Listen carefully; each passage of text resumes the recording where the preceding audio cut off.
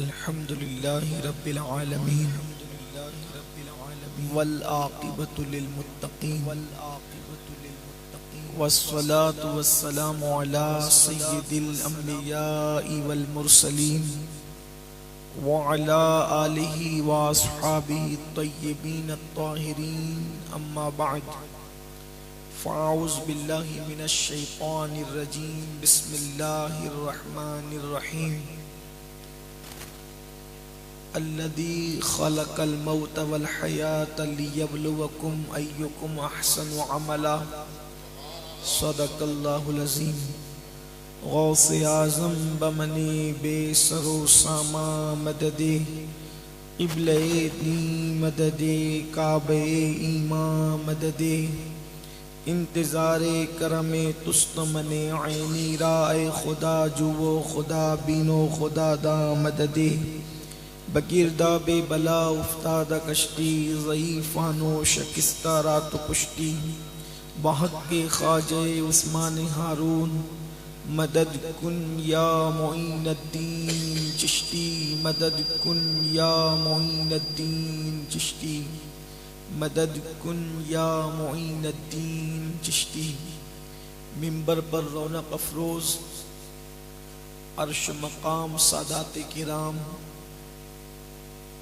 ذوی الاحترام ذوی الاحتشام باصفا علماء کرام حاضرین محفل عزت ماں پردہ نشین ماؤں اور بہنوں السلام علیکم ورحمۃ اللہ وبرکاتہ۔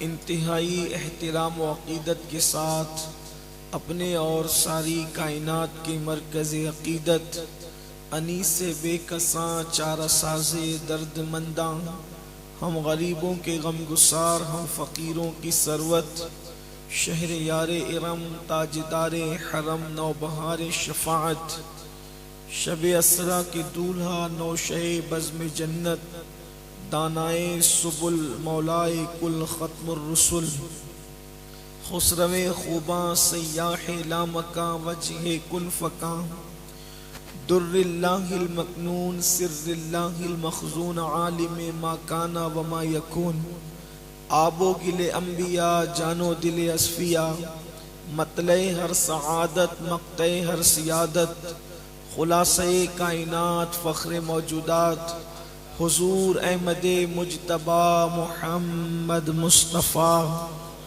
ارواحنا فدا صلی اللہ تعالی علیہ وآلہ وصحبہ وبارک وسلم کی بارگاہ بے کس پناہ میں جس طریقے سے پڑھاؤں بلند آواز سے میرے ساتھ مل کر پڑھیں الصلاۃ والسلام علیک یا رسول اللہ، الصلاۃ والسلام علیک یا نبی اللہ، الصلاۃ والسلام علیک یا حبیب اللہ وعلی آلک واصحابک یا نور اللہ صلی اللہ تعالی علیہ وسلم۔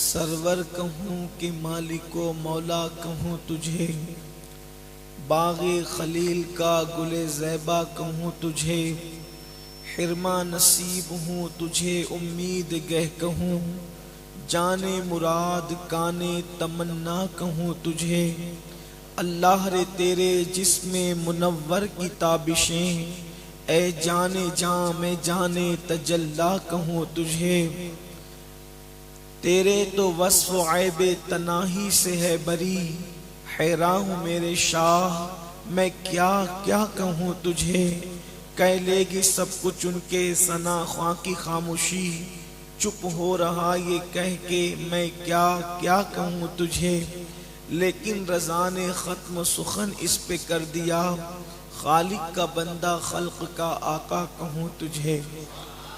آج کی یہ محفل اصلاح عقائد و اعمال کے حوالے سے انعقاد پذیر ہے۔ اور اس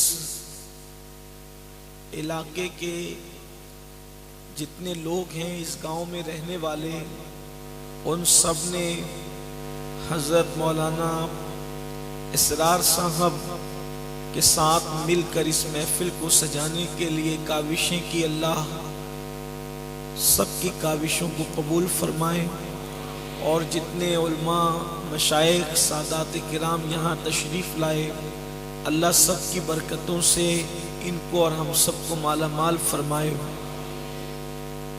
جس آیہ کریمہ کی تلاوت کی گئی ہے، اللہ تبارک و تعالیٰ اس کے متعلق مجھے حق کہنے اور آپ تمامی خواتین پر عمل کرنے اور اسے عام کرنے کی توفیق عطا فرمائے۔ اللہ تعالیٰ ارشاد فرماتا ہے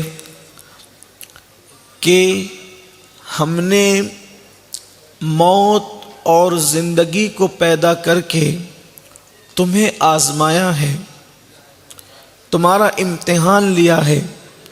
الذی خلق الموت والحیات لیبلوکم ایکم احسن عملا، کہ ہم نے تمہارا امتحان لیا موت اور حیات کو پیدا کر کے، موت اور زندگی کو پیدا کر کے تمہیں آزمایا کہ کون تھوڑی سی زندگی کو پا کر اچھا عمل کرتا ہے۔ اس دنیا میں جو ہم آئے ہیں، ہمارے آنے کا ایک مقصد ہے، زمین کے اوپر نیکی کرنا، زمین کے اوپر اچھا عمل کرنا۔ جب انسان یہ زمین کے سینے پہ چلتا ہے، آپ کبھی غور کریں، کیا کسی نے اپنے سینے پر کسی کو چلنے دیا؟ لیکن یہ زمین ہے کہ یہ زمین سارے انسانوں کا بوجھ اپنے سینے پہ اٹھا رہی ہے، اور لوگوں کو یہ اپنے سینے پہ چلنے دے رہی ہے، اور لوگ دندناتے ہوئے زمین پر چل رہے ہیں۔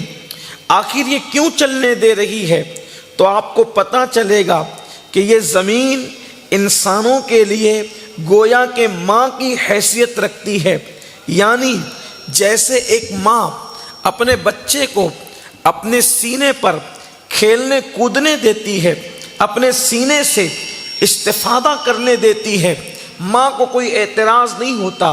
اسی طرح سے انسان اس زمین کی کوکھ سے پیدا ہوا، اس زمین کی مٹی سے پیدا ہوا، اس زمین کی خاک سے پیدا ہوا، زمین پہ دندناتے چل رہے ہیں۔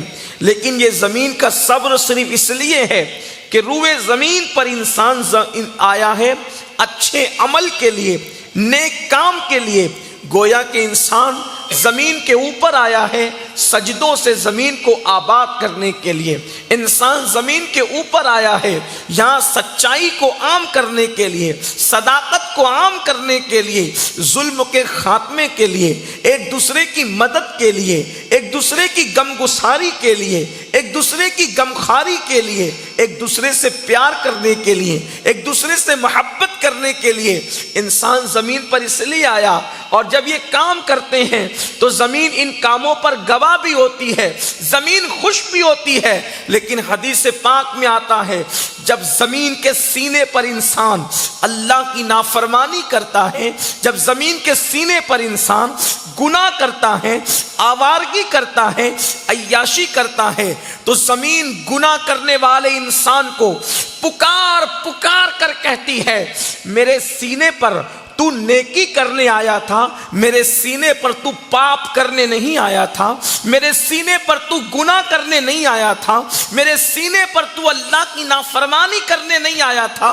اور پھر زمین کہتی ہے، لرز کر کہتی ہے زمین، او مغرور انسان، او اللہ کی نافرمانی کرنے والے انسان، آج اگر تو میرے سینے پر اللہ کی نافرمانی کر رہا ہے تو اس دن کو یاد کر جب تجھے میرے ہی سینے میں دفن کیا جائے گا، اس دن تجھے تیرے غرور کا مزہ چکھاؤں گی، اس دن تجھے تیرے گھمنڈ کا مزہ چکھاؤں گی، اس دن تجھے تیرے تکبر کا مزہ چکھاؤں گی۔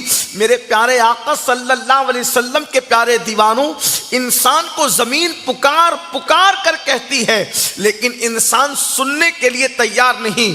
وہ خطہ زمین جس کو انسان اللہ کی عبادت سے آباد کرنے آیا تھا، آج اسی زمین پر انسان اللہ کی نافرمانی کر رہا ہے، اور زمین اس کو پکار کر اس کے گھمنڈ کو، اس کے غرور کو، اس کے تکبر کو چیلنج کر رہی ہے، لیکن ہمیں سنائی نہیں دیتا۔ میرے پیارے آقا صلی اللہ علیہ وآلہ وسلم کے پیارے دیوانوں، آج لوگوں کی طبیعت نیک عمل کی بجائے گناہوں کی طرف آمادہ ہے، برائیوں کی طرف آمادہ ہے۔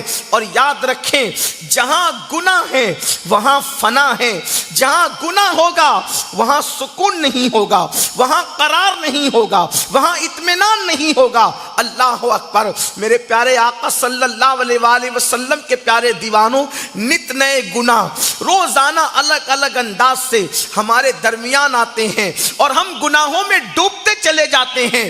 اچھی طرح یاد رکھنا، کبھی گناہوں کو فیشن کا نام دیا جاتا ہے، کبھی گناہوں کو آرٹ کا نام دیا جاتا ہے، کبھی گناہوں کو فن کا نام دیا جاتا ہے، مگر یاد رکھو، گناہ کوئی بھی ہو انسان کو تباہ ہی کرتا ہے، گناہ کوئی بھی ہو انسان کو برباد ہی کرتا ہے۔ جب یہ آیت کریمہ نازل ہوئی، وَمَا أَصَابَكُم مِّن مُّصِيبَةٍ فَبِمَا كَسَبَتْ أَيْدِيكُمْ وَيَعْفُو عَن كَثِيرٍ، کہ تم پر جو بھی مصیبت آتی ہے وہ تمہارے گناہوں کی وجہ سے آتی ہے، تو اللہ کے رسول صلی اللہ علیہ وآلہ وسلم نے صحابہ کرام سے فرمایا کہ تمہارے جسم میں جو کھجلی پیدا ہوتی ہے وہ بھی گناہوں کی وجہ سے پیدا ہوتی ہے۔ یعنی انسان کا جسم اگر کھجاتا ہے تو گناہوں کی وجہ سے کھجاتا ہے، انسان چلتے چلتے لڑکھڑاتا ہے تو گناہوں کی وجہ سے لڑکھڑاتا ہے، انسان کو ٹھوکر لگتی ہے تو گناہوں کی وجہ سے لگتی ہے۔ اللہ اکبر۔ انسان بیماریوں میں مبتلا ہوتا ہے تو گناہوں کی وجہ سے مبتلا ہوتا ہے۔ انسان کی آنکھیں پھڑکتی ہے یا انسان کی رگ پھڑکتی ہے یا انسان کے جسم کا حصہ کوئی پھڑکتا ہے تو وہ اس کے گناہوں کی وجہ سے پھڑکتا ہے۔ اس کا مطلب یہ ہے، اگر انسان گناہ کرنا چھوڑ دے تو کبھی وہ بیمار بھی نہ پڑے۔ اللہ اکبر۔ آپ کہیں گے ایسا ہو سکتا ہے کہ اگر گناہ نہیں کریں گے تو بیمار نہیں پڑیں گے؟ میں نے کہا حدیث میں دیکھ لو، اللہ کے رسول علیہ السلام کے مبارک دور میں مدینہ طیبہ میں کئی حکیم لوگ آئے اور مطب کھول کر کے بیٹھ گئے، مگر جب ناکام ہوئے تو مسلمانوں سے پوچھا تم لوگ دوا کھانا کیوں نہیں جاتے؟ تو صحابہ نے کہا ہم بیمار پڑتے ہی نہیں، ہمیں دوا کھانا جانے کی ضرورت پیش ہی نہیں آتی۔ میرے پیارے آقا صلی اللہ علیہ وآلہ وسلم کے دیوانوں، آپ کہیں گے اس کا مطلب جو بیمار پڑے وہ گنہگار ہے۔ میں ایسا نہیں کہتا۔ کبھی کبھی انسان کو اس کے جرم کی سزا کے طور پہ اللہ بیمار کرتا ہے، کبھی کبھی آزمائش کے طور پہ بیمار کرتا ہے۔ ہر بیمار کو آپ مجرم نہیں کہہ سکتے۔ کبھی کبھی اللہ آزمائش لیتا ہے انسان کی، جیسے حضرت ایوب علیہ السلام کو آزمایا گیا۔ پیارے آقا صلی اللہ علیہ وسلم کے پیارے دیوانوں، یعنی انسان اگر گناہ نہ کرے تو وہ چلتے چلتے کبھی لڑکھڑائے کبھی نہیں۔ اگر انسان گناہ نہ کرے اس کو کبھی ٹھوکر بھی نہیں لگے گی۔ اللہ اکبر۔ لیکن آج ہم مصیبت کے اندر گرفتار ہیں اور اپنی مصیبتوں کے باوجود اللہ کی بارگاہ میں توبہ کرنے کی بجائے ہم مزید گناہوں پر دلیر ہوتے جا رہے ہیں۔ قوم مسلم آج جو اس طریقے سے در در کی ٹھوکریں کھا رہی ہے، قوم مسلم جو بے چینی اور بے قراری کے عالم میں اس کے در پہ بھٹک رہی ہے، اس کی سب سے بڑی وجہ یہ ہے کہ مسلمان گناہوں میں ڈوب چکے ہیں، اور لوگ یہ سمجھتے ہیں کہ مولانا جب مریں گے تب دیکھا جائے گا۔ اچھی طرح یاد رکھنا، انسان جو گناہ کرتا ہے اس کی سزا صرف مرنے کے بعد نہیں ملتی، مرنے کے بعد جو ہوگا وہ تو بہت بڑا ہوگا۔ اللہ دنیا ہی میں اس کو سزا کی جھلکیاں دکھاتا ہے۔ گناہوں کی سزا مکمل طور پر اس کو آخرت میں مرنے کے بعد ملے گی، لیکن دنیا میں اللہ جھلکیاں دکھاتا ہے اس لیے کہ بندے ہوشیار ہو جا، توبہ کر لے۔ جب جھلکیوں کا یہ عالم ہے تو جھلکیوں کو جھیل نہیں پا رہا ہے، تو جھلکیوں کی تکلیف اٹھا نہیں پا رہا ہے، تو حقیقی عذاب کی تکلیف کیسے اٹھا سکے گا؟ کسی انسان کے اندر اتنی طاقت نہیں ہے کہ وہ میرے اللہ کے عذاب کو برداشت کر سکے، کسی میں طاقت نہیں، کسی میں قوت نہیں۔ اگر اللہ اپنا عذاب کسی پہاڑ پر ڈال دے تو پہاڑ پگھل جائے۔ جب پہاڑ اللہ کا عذاب برداشت نہیں کر سکتا، انسان کیسے برداشت کر سکتا ہے؟ اور سن لو، جب اللہ عذاب نازل کرنے کا فیصلہ کر لے، انسان کی کوئی تدبیر کامیاب نہیں ہوتی۔ تاریخ طبری کے اندر یہ موجود ہے روایت کہ ایک مرتبہ ایسا ہوا کہ اللہ نے اپنے ایک پیغمبر حضرت نوح علیہ السلام کو بھیجا۔ نوح علیہ السلام 950 سال تک کے لوگوں کو اللہ کی طرف بلاتے رہے، قوم کو اللہ کی طرف بلاتے رہے، قوم کو سدھارنے کی کوشش کرتے رہے، قوم نے نہیں مانا۔ حضرت نوح علیہ السلام نے قوم کو بلایا، بھاگے، آپ نے چلا کر بلایا تو انہوں نے اپنے کانوں میں انگلیاں ڈال لی، مذاق اڑایا اللہ کے نبی کا، اللہ کے نبی کو مارا، ان کا خون تک نکال دیا، ان کا سر تک پھوڑ دیا، بہت مارتے۔ نوح علیہ السلام کو اتنا مارتے کہ نوح علیہ السلام مار کھاتے کھاتے بے ہوش ہو جاتے۔ آپ کی کیفیت یہ ہوتی، اللہ کی طرف بلانے میں آپ نے اتنی محنت کی، اتنی مشقت کی کہ آپ پر مار پڑتی تو آپ بے ہوش ہو جاتے، قوم اتنا تنگ کرتی، اتنا ستاتی۔ اللہ نے فرمایا نوح اب تو پریشان نہ ہونا، میں ان پر عذاب نازل کروں گا، ان کو ڈبا دوں گا، ایک طوفان آئے گا، ایک آندھی چلے گی، اور جب طوفان آئے گا تو کشتی میں تو سوار کرنا ان کو جو میرے نیک بندے تجھ پہ ایمان لائے، اور ان کو کشتی سے دور رکھنا جو تجھ پر ایمان نہیں لائے۔ اللہ اکبر، بڑا مشہور واقعہ ہے، اس کی تفصیل میں نہیں جاتا۔ حضرت نوح علیہ السلام نے کشتی بنانی شروع کی۔ آپ کی بیوی کہتی تھی کہ یہ کیا ہے، بیوی بھی آپ پہ ایمان نہیں لائی تھی، آپ کی ایک بیوی، نوح علیہ السلام کی ایک بیوی آپ پر ایمان نہیں لائی تھی، وہ مذاق اڑاتی تھی آپ کا ایک بیٹا بھی ایمان نہیں لایا تھا، وہ بھی آپ کا مذاق اڑاتا تھا۔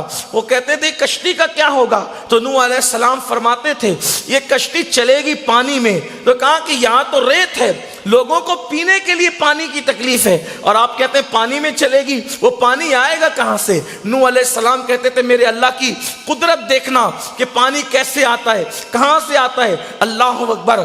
پھر آپ نے ایک مرتبہ پھر صدا لگائی، دیکھو اللہ کا عذاب تمہارے سر کے بالکل قریب آ گیا، اب بھی تم سدھر جاؤ، اب بھی تم ایمان لے آؤ۔ لیکن قوم مذاق اڑاتی رہی۔ حضرت نوح علیہ السلام نے اپنے بیٹے سے کہا میرے بیٹے اللہ کا عذاب آنے والا ہے، اس لیے ایمان لے آ، میں تجھے کشتی میں بٹھا لوں گا۔ بیٹے نے کہا آپ کی اللہ کا عذاب آئے گا تو میں پہاڑ کی چوٹی پہ چڑھ جاؤں گا۔ حضرت نوح نے فرمایا اللہ کا عذاب وہاں بھی آئے گا، وہ نہیں مانا، کٹ حجتیاں کرتا رہا۔ پھر اس کے بعد کیا ہوا؟ کچھ نوجوان لڑکے تھے، انہوں نے کہا کہ نوح کہتے ہیں کہ اللہ کا عذاب آئے گا، چلو اللہ کے عذاب سے دور بھاگ جاتے ہیں کہ وہاں اللہ کا عذاب ہم تک پہنچ نہ سکے۔ اور وہ چند لڑکے نکلے، اور نکلنے کے بعد وہ گئے اور بہت دور جا کر اپنے گمان میں کہ یہاں تک وہ طوفان نہیں آ سکتا، وہاں ایک غار میں جا کر کے چھپ گئے۔ جب وہ غار میں جا کر کے چھپے، ادھر اللہ کا عذاب آیا، وہ لوگ تو پانی میں ڈوب گئے، لیکن یہ جو ڈیڑھ ہوشیار بننے کے لیے نکلے تھے، غار میں جا کر کے چھپے تھے، ان کو پیشاب لگی، اور پیشاب کی شدت ایسی لگی کہ انہوں نے پیشاب کرنا شروع کیا، تو ان کے جسم سے اتنا پیشاب نکلا کہ وہ لوگ تو طوفان میں غرق ہو گئے اور یہ خود کے پیشاب کے اندر ڈوب گئے۔ یہ اللہ کی خفیہ تدبیر ہے۔ جب میرا اللہ کسی قوم پر عذاب نازل کرنے کا فیصلہ کر لیتا ہے تو پھر اللہ اکبر، کوئی تدبیر کام نہیں آتی، نہ دولت مندوں کی دولت کام آتی ہے، نہ اہل نسب کا نسب کام آتا ہے، نہ اہل حسن کا حسن کام آتا ہے، نہ اہل علم کی ڈگریاں کام آتی ہے۔ اللہ کے غضب کو چیلنج مت کرو۔ آج امت مسلمہ اللہ کے عذاب میں گرفتار ہو گئی ہے، کسی کے دل کو سکون نہیں، وہ سکون کا متلاشی ہے۔ کسی کی اولاد باغی ہو گئی، وہ اپنی اولاد کو وفادار بنانے کے لیے بے چین اور بے قرار ہے۔ وہ کبھی پیروں کے ہاتھ جوڑتا ہے، کبھی فقیروں کے ہاتھ جوڑتا ہے، کبھی علماء سے تعویذات مانگتا ہے، مولانا میرا بیٹا میرا وفادار ہو جائے۔ او اللہ سے بغاوت کرنے والے، جب تو نے اللہ سے بغاوت کی تو تیری اولاد تیری فرما برداری اور تجھ سے وفا کیسے کر سکتی ہے؟ مجھے بتاؤ، تو نے بچے کو کھلایا پلایا، اب تو اس سے وفا چاہتا ہے کہ تیرا بچہ تجھے وفا کرے؟ ارے نادان، تو نے پیدا ہونے کے بعد کھلایا تو تو اس سے وفا کی امید کرتا ہے۔ میرے اللہ نے تو ماں کے پیٹ میں تجھے بنایا، ماں کے پیٹ میں تجھے کھلایا، تو باپ ہے، لیکن تو نے اپنے بیٹے کو ماں کے پیٹ میں نہیں کھلایا۔ ماں کے پیٹ میں کھلانے والا میرا اللہ ہے۔ تو باپ ہے، لیکن تو نے اپنے بیٹے کی صورت ماں کے پیٹ میں نہیں بنایا۔ ماں کے پیٹ میں صورت بنانے والا میرا اللہ ہے۔ ارے آئینے میں اپنے چہروں کو دیکھ کر اترانے والوں، کبھی یہ تو سوچا ہوتا اللہ نے مجھے کتنا خوبصورت بنایا، اگر چوہے کی شکل میں بنا دیتا، اگر بندر کی شکل میں بنا دیتا، اگر کتے کی شکل میں بنا دیتا، اگر خنزیر کی شکل میں بنا دیتا، تو بتاؤ انسان ہونے کے بعد بھی کیا کسی کو منہ دکھانے کے قابل رہتے؟ اور اگر وہ کتا، بلی، بندر، سور کی شکل دیتا تو کیا تم اللہ سے پوچھ سکتے تھے کہ تو نے مجھے یہ شکل کیوں دی؟ لیکن اپنی شکلوں کو دیکھ کر خوش ہونے والوں، کبھی سوچا میرے اللہ نے مجھے جو حسن دیا ہے اس کا کتنا بڑا کرم ہے، کتنا بڑا احسان ہے؟ کیسی خوبصورت شکل دی، اس کے بعد ماں کے پیٹ میں نہ جہاں ہوا جا سکتی تھی، نہ جہاں پانی جا سکتا تھا، نہ جہاں سوئی جا سکتی تھی، وہاں میرا اللہ کتنی محبتوں سے کھلاتا رہا، کتنی محبتوں سے پلاتا رہا، کتنی محبتوں سے پالتا رہا۔ جہاں ماں باپ کا گمان بھی نہیں گیا وہاں میرے اللہ نے ہمیں کھلایا۔ اس کے بعد ہمارے پیدا ہونے سے پہلے ماں کے سینے میں ہمارے لیے غذا پیدا کی، وہ لذیذ غذا۔ بتاؤ اگر ماں کے دودھ کو لذیذ کرنے کی بجائے اگر وہ کڑوا کر دیتا تو بتاؤ ہم کہاں ہوتے؟ کیا ہم جی پاتے؟ کیا ہم سو پاتے؟ کیا ہم بڑے ہو پاتے؟ آپ مجھے بتاؤ، تم اپنے بچوں سے تھوڑا سا احسان کر کے وفا کی امید رکھتے ہو، اللہ نے ہم پہ کتنا احسان کیا؟ کبھی اللہ کے احسان کو سوچا؟ ارے ابھی کورونا کا دور ہے، گزر چکا، ابھی موجود بھی ہے۔ ڈاکٹر اگر 8 گھنٹے آکسیجن دیتا ہے تو لمبی چوڑی بل دیتا اتنے ہزار مجھے دو۔ ڈاکٹر چند گھنٹے آکسیجن دیتا ہے تو ہزاروں لے لیتا ہے۔ ہم پیدا ہونے سے لے کے اب تک اللہ کی آکسیجن استعمال کر رہے ہیں۔ کیا کبھی اللہ نے کوئی بل دیا؟ کیا کبھی کوئی اس کا صلہ مانگا؟ کچھ نہیں مانگتا، بس اتنا کہتا ہے وَأَحْسَنُ عَمَلًا، میرے بندے اچھا عمل کر، وہ بھی میرے لیے نہیں۔ اگر تو اچھا عمل کرے گا اللہ کا کوئی فائدہ نہیں، اگر تو برا عمل کرے گا اللہ کا کوئی نقصان نہیں۔ وہ نقصان سے بھی پاک ہے، وہ فائدے سے بھی پاک ہے۔ لا رت لہ ولا مت لہ ولا مثال لہ ولا مثل لہ ولا جواب، نہ اس کی کوئی مثل ہے نہ مثال ہے۔ وہ اللہ الصمد ہے۔ کعبے پر 360 بت رکھے جاتے ہیں، اس کا کوئی نقصان نہیں ہوتا۔ کعبے کو خدا کھانا بنایا جاتا ہے، اس کا کوئی فائدہ نہیں ہوتا۔ پوری کائنات اس کی بارگاہ میں جھک جائے، اس کا کوئی فائدہ نہیں ہوتا۔ پوری کائنات اس سے بغاوت کرے، اس کا کوئی نقصان نہیں ہوتا۔ لوگ اچھا کرتے ہیں اپنے لیے، لوگ برا کرتے ہیں اپنے لیے۔ تو مجھے بتاؤ، آپ کے بچے اگر باغی ہو رہے ہیں اس لیے کہ آپ اللہ کے باغی ہو گئے، میاں بیوی کے درمیان سے محبت اٹھ گئی اس لیے کہ آپ اللہ کے باغی ہو گئے، اے میری قوم کے جوانوں، اے مسلمانوں، جو خدا سے وفا کر لے تو اولاد ہی وفادار نہیں ہوتی، بلکہ کافروں کے اونٹ بھی اس کے وفادار ہو جاتے ہیں۔ اگر میرے خواجہ کہتے ہیں ہم تو چلے اونٹ تم بیٹھے رہنا، تو وہ بے منہ کے جانور بھی غریب نواز سے وفا کر کے بتاتے ہیں جو یار کا وفادار ہوگا کائنات اس کی وفادار ہو جایا کرے۔ نعرہ تکبیر،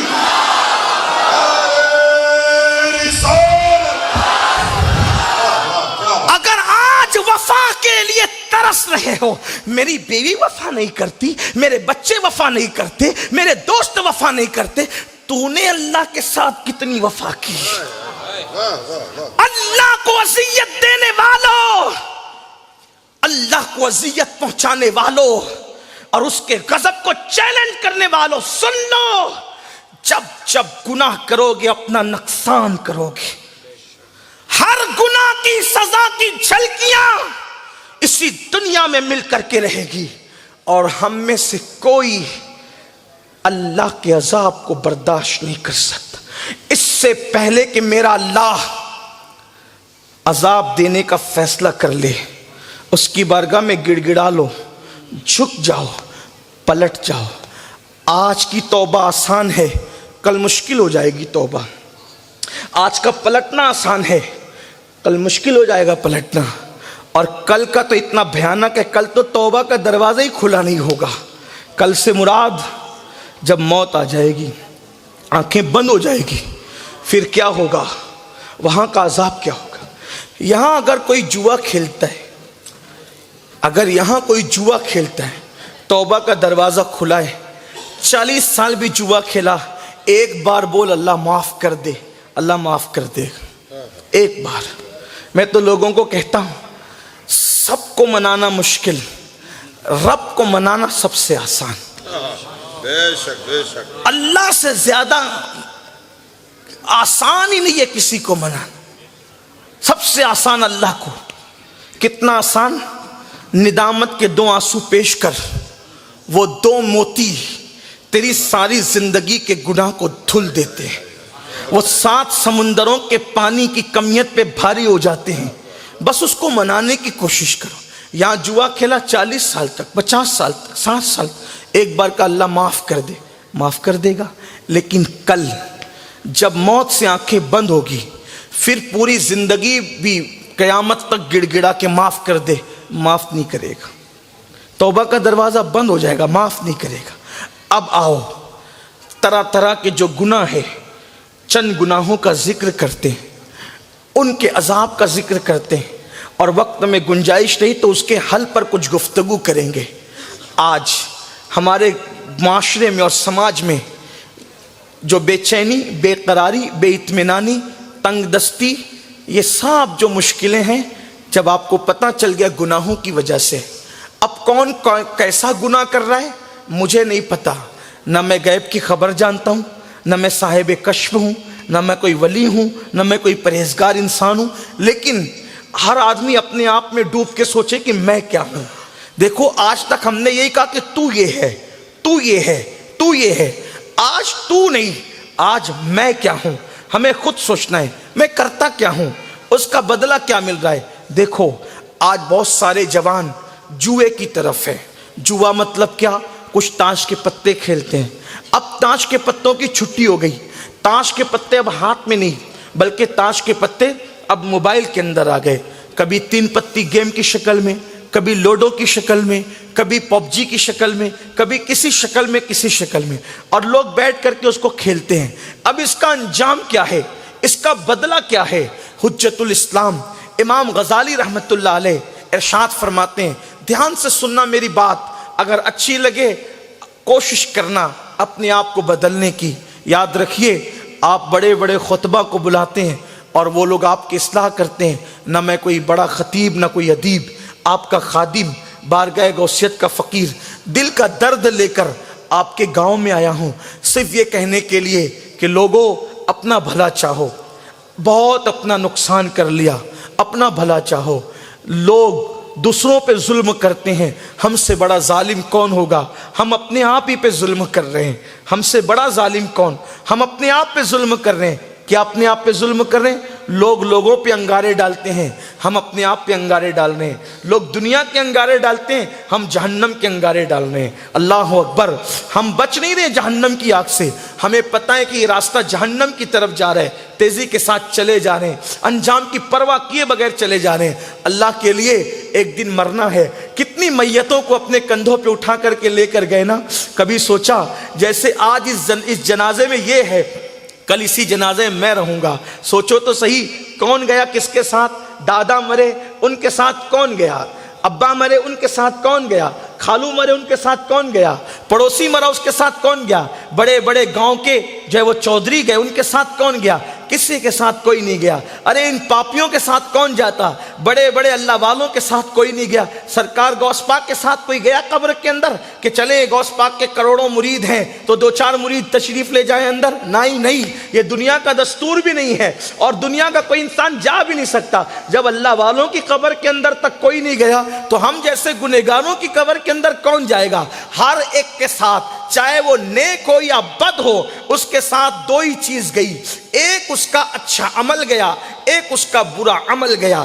اب اس کفن میں لے کر جو جانا ہے، سوچو تم 8-8 گھنٹے 10-10 گھنٹے 12-12 گھنٹے محنت کرتے ہو کس کے لیے؟ پیسوں کے لیے دوڑ دھوپ کرتے ہو، نہ سچ کا منہ دیکھا نہ جھوٹ کا منہ دیکھا، نہ حلال دیکھا نہ حرام دیکھا، نہ موسم دیکھا گرمی نہ سردی، کچھ نہیں دیکھا، مال کماؤ۔ آپ سے پوچھتا ہوں جو آپ کو کفن میں نہیں لے جانا اس کے لیے ہم نے کتنی محنتیں کی، جو چھوڑ کے جانا اس کے لیے کتنی محنتیں کی، اور جو کفن میں لے جانا اس کے لیے کیا کیا؟ آپ مجھے بتاؤ ہم نے کیا کیا؟ آج اگر کسی کو بولو بھائی تو کام کرتا ہے، چھوٹے سے چھوٹا بچہ کہتا ہے کرتا ہوں، اس لیے کہ مولانا 2 روٹی کھانا ہے پیٹ کو، زندگی گزارنے کے لیے تو کچھ نہ کچھ کرنا پڑے گا نا، سب کرتے ہیں۔ جو انتہائی نکمے لوگ ہیں کم سے کم وہ بھیک مانگتے ہیں کہ چلے بھیک مانگ کر گزارا کریں، لیکن ہر آدمی لگا ہوا ہے روزی روٹی کے لیے۔ کتنا نادان ہے نا انسان، اللہ اکبر۔ ارے روٹی تو کتوں کو بھی مل جاتی ہے، اس روٹی کے لیے کتنی محنت کر رہے ہو، لیکن مغفرت تو سب کو نہیں مل سکتی، مغفرت اسی کو ملے گی جس کو وہ چاہے گا۔ اللہ اکبر۔ اس کا اعلان ہے ہم جسے چاہیں گے عذاب دیں گے اور ہم جسے چاہیں گے معاف کر دیں گے۔ اللہ اکبر۔ اور ہم مغفرت کی کوشش نہیں کرتے، قبر میں جو لے جانا ہے اس کے لیے کوشش نہیں کرتے۔ تو عرض یہ کر رہا تھا جو لوگ موبائل پر جوا کھیلیں یا اسی طریقے سے گھروں میں بیٹھ کے کھیلیں یا آنگن میں بیٹھ کر کھیلیں، آج نوجوانوں کا 70% طبقہ جو ہے وہ جوئے میں مبتلا ہے۔ کوئی جنگلی رمی کے نام پہ پیسے آنا چاہیے، گھر بیٹھے پیسے آنا چاہیے، کوئی رمی کھیل رہا ہے، کوئی یہ کر رہا ہے، کوئی وہ کر رہا ہے۔ اب سنو، حجت الاسلام امام غزالی رحمت اللہ علیہ فرماتے ہیں کہ جو لوگ دنیا میں جوا کھیلتے ہوں گے، بلکہ انہوں نے تو اور مبالغہ کیا، کھیلنے کی بات نہیں کی، صرف جوا کھیلنے کا ذکر تو کیا، ساتھ میں یہ بھی فرمایا کہ صرف جو جوا کے آلات اپنے ہاتھوں میں لے لیں گے، جوے کے آلات اپنے ہاتھوں میں لیں گے، ابھی کھیلا نہیں، کھیلنے کے لیے ہاتھ میں لیا، اور اللہ اکبر، جب وہ مرنے کے بعد قیامت کے دن اٹھیں گے تو ان کے ہاتھ سور کے خون میں رنگے ہوئے ہوں گے، خنزیر کے خون میں ان کے ہاتھ رنگے ہوئے ہوں گے۔ میرے وہ نوجوان بھائی جو جوا کھیلنے کی وہ نادانی کر رہے ہیں، وہ دل کے کانوں سے سنیں، دولت ہی سب کچھ نہیں ہے، دولت تو ناچنے والے بھی کما لیتے ہیں، دولت تو جسم بیچ کر بھی کمانے والے کما لیتے ہیں، دولت تو بچوں کو بیچ کر بھی کمانے والے کما لیتے ہیں، دولت کوئی بڑی چیز نہیں، دولت تو بھیک مانگ کے بھی لوگ کما لیتے ہیں۔ اللہ اکبر۔ دولت کے چکر میں اتنا بڑا نقصان کہ جوئے کے ذریعے سے تم اپنے ہاتھوں کو کہاں لے جا رہے ہو؟ امام غزالی جیسا عارف باللہ ولی کامل، اپنے وقت کا عظیم صوفی، ارشاد فرماتے ہیں جوا کھیلنے والے جب قیامت کے دن اٹھیں گے تو ان کے ہاتھ سور کے خون میں، خنزیر کے خون میں رگے ہوئے ہوں گے۔ ہاں وہی سور اگر کھاتے وقت نظر آ جائے تو تم کھانا چھوڑ دیتے ہو، وہی سور اگر راستے میں نظر آئے تو تم راستہ بدل دیتے ہو، اتنی نفرت کرتے ہو نا سور سے۔ اور جب وہ جوا کھیل کر انجام یہ ہے کہ وہی سور کے خون میں وہ ہاتھ رنگے ہوں گے جو جوا کھیلتے ہوں گے۔ نقصان کیا ہوگا؟ قیامت کے دن سور کے خون میں ہاتھ رنگے ہوں گے۔ ابھی آپ دیکھیں یہاں آج آپ کے جلسے میں پیران نظام آئے، سادات کرام آئے، آپ کی تمنا کیا ہے؟ ایک ہی تمنا لے کر آئے، وہ دور دور سے، کوئی 100 کلومیٹر سے، کوئی 60 کلومیٹر سے، کوئی 50 کلومیٹر سے، اتنی کڑاکے کی سردی میں اگر گاؤں کے لوگ بھی اپنا آرام چھوڑ کر آئے، اگر آج یہاں جلسہ نہیں ہوتا تو گاؤں کے لوگ اب تک سو چکے ہوتے، کھانا کھا کر ان کی ایک نیند ہو گئی ہوتی، آرام چھوڑ کر آئے، راحت چھوڑ کر آئے، سب چھوڑ کر آئے، کیا؟ علماء کی تقریریں سنیں گے اور اس تقریر سننے سے زیادہ شوق ہے ایک بار ان سے مصافحہ کر لیں، بس ایک بار ہاتھ چومنے کا موقع مل جائے۔ اس کے لیے کتنی محنت ہے، کتنی تگ و دو ہے۔ میں نے لوگوں کو دیکھا گھنٹوں کھڑے رہتے ہیں بزرگوں سے مصافحہ کرنے کے لیے، بڑی سے بڑی قربانی دیتے ہیں۔ آپ سے میں پوچھنا چاہتا ہوں، اے میرے آقا علیہ السلام کے غلاموں، علماء اور سادات سے مصافحے کے لیے ان کو دیکھ کے کتنا تڑپتے ہو؟ اب غور سے سننا، جب قیامت کا دن ہوگا نا، میدان محشر ہوگا، تو میدان محشر میں رسول اللہ کی آمد ہوگی، مصطفیٰ کریم کی آمد ہوگی۔ حضور اپنی زلفوں کو لہراتے ہوئے جب تشریف لائیں گے تو وہ منظر ہی الگ ہوگا، بلکہ قیامت پر بھی قیامت ہوگی، قیامت پر بھی قیامت ہوگی۔ جب ان کی جلوہ آرائی ہو رہی ہوگی، جب ان کی جلوہ نمائی ہو رہی ہوگی، وہ اپنے رخ طابہ پر جب جلووں کا جھومر لہرا کر اور جلووں کا جھومر ڈال کر اپنے رخ انور کو جب بے نقاب کر کے تشریف لا رہے ہوں گے، میرے امام کہتے ہیں کاش محشر میں جب ان کی آمد ہو اور بھیجے سب ان کی شوکت پہ لاکھوں سلام، تو مجھ سے خدمت کے قدسی کہیں ہاں رضا مصطفیٰ جان رحمت پہ لاکھوں سلام۔ جب وہ آ رہے ہوں گے پورا میدان محشر میں شور ہوگا، وہ آ گئے، وہ آ گئے، وہ آ گئے، اور وہ آئیں گے تو سارے اولین اور آخرین ان کو رشک کی نگاہ سے دیکھیں گے۔ ارے جب وہ آئیں گے تو اس وقت ابراہیم خلیل اللہ ان سے کہیں گے یا رسول اللہ آج آپ مجھے بھی اپنی امت میں شامل کر لیجئے۔ اللہ اکبر، خلیل اللہ ابو الانبیاء، خلیل اللہ نبیوں کے باپ، سارے نبیوں کے باپ، وہ میرے نبی سے کہیں گے آپ مجھے بھی آج اپنا امتی بنا لیجئے۔ سوچو اس دن امت محمدیہ کی خوش نصیبی کا عالم کیا ہوگا، خوش بختی کا عالم کیا ہوگا کہ اللہ کی کرسی پر محمد الرسول اللہ کو بٹھایا جائے گا، خدا کی کرسی پر محمد الرسول اللہ کو بٹھایا جائے گا، اللہ کے عرش پر محمد الرسول اللہ کو بٹھایا جائے گا، ان کے ہاتھوں میں حمد کا پرچم ہوگا۔ میرے امام کہتے ہیں صبا وہ چلے کہ باغ پھلے، وہ پھول کھلے کہ دن ہو بھلے، لوا کے تلے سنا میں کھلے رضا کی زبان تمہارے لیے۔ آؤ اس دن کی بات آ گئی تو عرض کر دوں کہ اللہ اکبر، پھر جنت کی چابیاں لائی جائے گی، حضرت رضوان جنت کی چابی لے کر کے آئیں گے اور کہیں گے یا رسول اللہ یہ جنت کی چابیاں کسے دوں؟ تو آقا فرمائیں گے میرا ابو بکر کہاں ہے، یہ جنت کی چابیاں اس کے حوالے کر دی جائیں، میرا صدیق یار غار کہاں ہے، یہ جنت کی چابیاں اس کے حوالے کر دی جائے، اور پھر یہ کہا جائے گا جس کو ابو بکر چاہے اس کو جنت میں داخل کر دیا جائے۔ دیکھو مالکوں کی عادت ہوتی ہے کہ وہ تجوریوں کی چابی خود لے کر نہیں پھرتے، بلکہ تجوریوں کی چابی بادشاہ لوگ غلاموں کے ہاتھ میں دیا کر۔ ارے وہ بادشاہ کیسا جو خود چابی لے کے گھومے؟ تو جب چابی جنت کے مالک نے، جنت کے جو ہے وہ خازن حضرت رضوان نے کہا کہ یہ چابی کس کو دوں، تو فرمائیں گے ابو بکر کو دیا جائے، میرے غلام کو دیا جائے، جس نے مجھ پہ پہلے کلمہ پڑھا، جو میرا پہلا جانشین ہوا، جس کو مصلی پہ رسول اللہ نے کھڑا کیا۔ ان کا مبارک مہینہ بھی تو چل رہا ہے، اللہ اکبر۔ تو یہ سب ہو رہا ہوگا۔ ابھی میں شریع کی بات کروں گا تو بہت باتیں نکلے گی، اپنے اصل عنوان سے ہٹ نہ جاؤں، لیکن بس ایک دو مصرے پڑھ کر کے آگے بڑھتا ہوں۔ محشر کیوں ہوگا؟ محشر کیوں ہوگا؟ اللہ تو عالم الغیب و شہادہ ہے، اس نے تو خود ہی لکھا کون جنتی ہے کون جہنمی ہے۔ پھر محشر کیوں بپا کرے گا؟ تو محشر اس لیے بپا کرے گا، استاد زمن کہتے ہیں فقط اتنا سبب ہے انعقاد بزم محشر کا کہ ان کی شان محبوبی دکھائی جانے والی ہے۔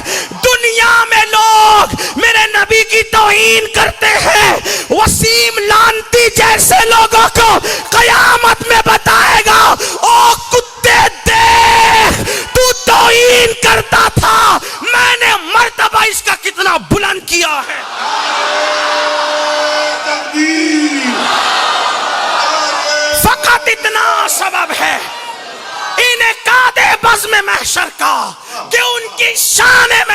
بھی دکھائی جانے والی ہے. اللہ کے عرش پہ ان کو بیٹھا دیکھ کر کافر بھی کہیں گے یہ تو اللہ کے رسول ہیں, منافق کہیں گے یہ بھی اللہ کے رسول ہیں, سب کہیں گے, ماننے والے گستاخ بھی کہیں گے یہ تو اللہ کے رسول ہے. اللہ کہے گا آج نہیں مانتا, کیونکہ ماننے کا وقت تو دنیا میں تھا, اب تمہارا ٹائم چلا گیا. میرے امام کہتے آج لے ان کی پناہ, آج مدد مانگ ان سے, پھر نہ مانیں گے قیامت میں اگر مان گیا. کیسا منظر ہوگا, کیسا منظر ہوگا. لیکن امت محمدیہ کے لیے وی آئی پی کوٹا ہوگا.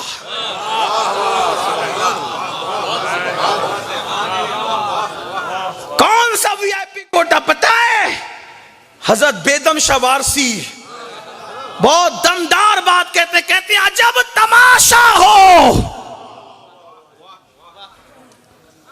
تماشا کہتے ہیں دیکھنے کی چیز کو, تماشا کہتے ہیں دیکھنے کی چیز کو. وہاں دیکھنے کی کیا چیز ہوگی؟ عجب تماشا ہو میدان حشر میں بیدم. میری طرف دیکھ لیں تو یہ شعر شاید سمجھ میں آ جائے. بیدم شاہ وارسی کہتے ہیں عجب تماشا ہو میدان حشر میں بیدم, کہ سب ہو پیش خدا اور میں روبرو رسول. کہ سب ہو پیش خدا, کہ سب ہو پیش خدا. قوم موسیٰ ہو پیش خدا, قوم نوح ہو پیش خدا, قوم عیسیٰ ہو پیش خدا, اور غلام محمد ہو روبرو رسول. کہ سب ہو پیش خدا اور میں روبرو رسول. اور اقبال جیسا قلندر کہتا ہے, کیا کہتے یہ جنت مبارک رہے زاہدوں کو, یہ جنت مبارک رہے زاہدوں کو, کہ میں آپ کا سامنا چاہتا ہوں. جنت مبارک رہے زاہدوں کو کہ میں آپ کا. اور پھر سب بولے اور بریلی کا تاجدار چپ رہے. تو بریلی کا تاجدار کہتا ہے شربت نہ دے, شربت نہ دے, نہ دے. دیکھو آ گئی نا سب پہ گالی بائی بات. کیا کہنے؟ شربت نہ دے, نہ دے, تیری رویت ہو خیر سے. شربت نہ دے, نہ دے, تیری رویت ہو خیر سے. یہ شہد ہو تو پھر کسے پرواہ شکر کی ہے. یہ شہد ہو تو یہ محشر ہے. محشر یہ ہے کہ جب وہ آئیں گے اپنی سواری پر تو سب کہیں گے آج تو مزہ آ گیا, آج تو مزہ آ گیا. کیوں؟ اس لیے کہ جس کے لیے محشر ہے وہ تو ہمارا ہے, وہ تو ہمارا. ہم ہیں ان کے, وہ ہے تیرے, تو ہوئے ہم تیرے. اس سے بڑھ کر تیری سمت اور وسیلہ کیا. دیکھا اپنے نبی کا وہاں سب چلے گا. یہاں بھی ان کا سکہ چلتا ہے, وہاں بھی ان کا سکہ چلے. دنیا ان کے لیے بنائی, قبر ان کے لیے سجائی, اور محشر بھی انہی کے لیے ہوگا, ان کی شان بتانے کے لیے ہوگا. لیکن جوا کھیلنے والوں, میرے دل کا درد بھی سن لو. جب وہ اللہ کی کرسی پہ بیٹھیں گے, اللہ کے عرش پہ جلوہ گر ہوں گے, تو اس وقت وہ اپنے امتیوں سے مصافحہ کریں گے. امت کو مصافحہ کا, حضور علماء کو دیکھ کے اتنا تڑپتے ہو نا مصافحہ کرنے کے لیے, اپنے نبی کا جس کا کلمہ پڑھتے ہو, جس کے گنبد خضرا کو ایک بار دیکھنے کی تمنا کرتے ہو, اللہ مرنے سے پہلے گنبد خضرا دکھا دے. جب وہ گنبد خضرا والا خود جلوہ گر ہوگا تو کیا تمنا ہوگی؟ سب سے مصافحہ ہو رہا ہوگا, کیا کرم ہو رہا ہوگا, سب سے مصافحہ ہو رہا ہوگا, سب سے مصافحہ ہو رہا ہوگا. اور جنہوں نے جوا کھیلا ہوگا ان کے ہاتھ سور کے خون میں رنگے ہوئے ہوں گے. ناندر کھیڑی کے مسلمانوں تم سے پوچھتا ہوں, اگر کیچڑ تمہارے ہاتھ میں بھرا ہو تو تم اپنے مسجد کے امام سے مصافحہ نہیں کر سکتے، اور قیامت کے دن سور کے خون میں ہاتھ رنگے ہوں گے جوا کھیلنے کی وجہ سے، تو کیا اللہ کے رسول سے مصافحہ کر سکو گے؟ حضور علیہ الصلوۃ والتسلیم سے مصافحہ کر سکو گے؟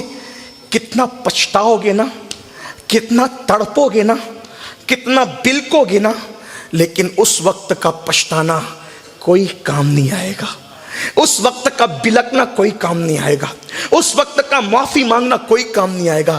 یہ دنیا میں پہلی اور آخری مرتبہ آئے ہو، اپنے آپ پہ رحم کر لو، مت اتنی بڑی نادانی کرو۔ کیوں کھیلتے ہو جوا؟ کیوں ہاتھ لگاتے ہو جوے کو؟ گیم کیوں کھیلتے ہو جو جوے کی شکل کے گیم ہیں؟ کیوں تاش کے پتوں کی طرف جاتے ہو؟ کیوں لاٹری کی طرف جاتے ہو؟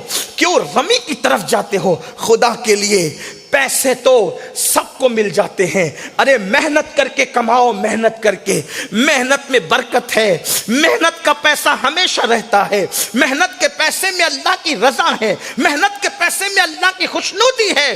اے میری قوم کے جوانوں، اگر میدان محشر میں پچھتانے سے بچنا ہے تو یہی اللہ کی بارگاہ میں توبہ کر لو۔ آج سے پہلے کسی نے کیرم کھیلا ہو، آج سے پہلے کسی نے تاش کے پتے کھیلا ہو، آج سے پہلے کسی نے رمی کھیلا ہو، اس نقصان سے بچنے کے لیے اللہ کی بارگاہ میں توبہ کر لو، ورنہ ہم تو اپنی ذمہ داری پوری کر جائیں گے کہ ہاتھ سور کے خون میں رنگے ہوں گے۔ اللہ حجت الاسلام امام غزالی پر رحمت کی نظر فرمائے، انہوں نے میدان محشر بیان کر دیا، اور انہوں نے حدیث پر نظر کیے بغیر اتنی بڑی بات نہیں کی ہوگی۔ وہ آج کل کے خطیبوں کی طرح نہیں، آج کل کے غیر ذمہ دار لوگوں کی طرح نہیں۔ امام غزالی اپنے زمانے کے اتنے بڑے محقق کا نام ہے کہ اللہ اکبر، یہاں تک ہمارے بزرگوں نے لکھا کہ جب موسیٰ علیہ السلام نے ایک سوال معراج کی شب اللہ کے رسول سے پوچھا تو اس کا جواب دینے کے لیے میرے آقا نے امام غزالی کی روح کو طلب فرمایا کہ آج غزالی کی روح حضرت موسیٰ علیہ السلام کا جواب دے گی۔ کیا پتا ہے؟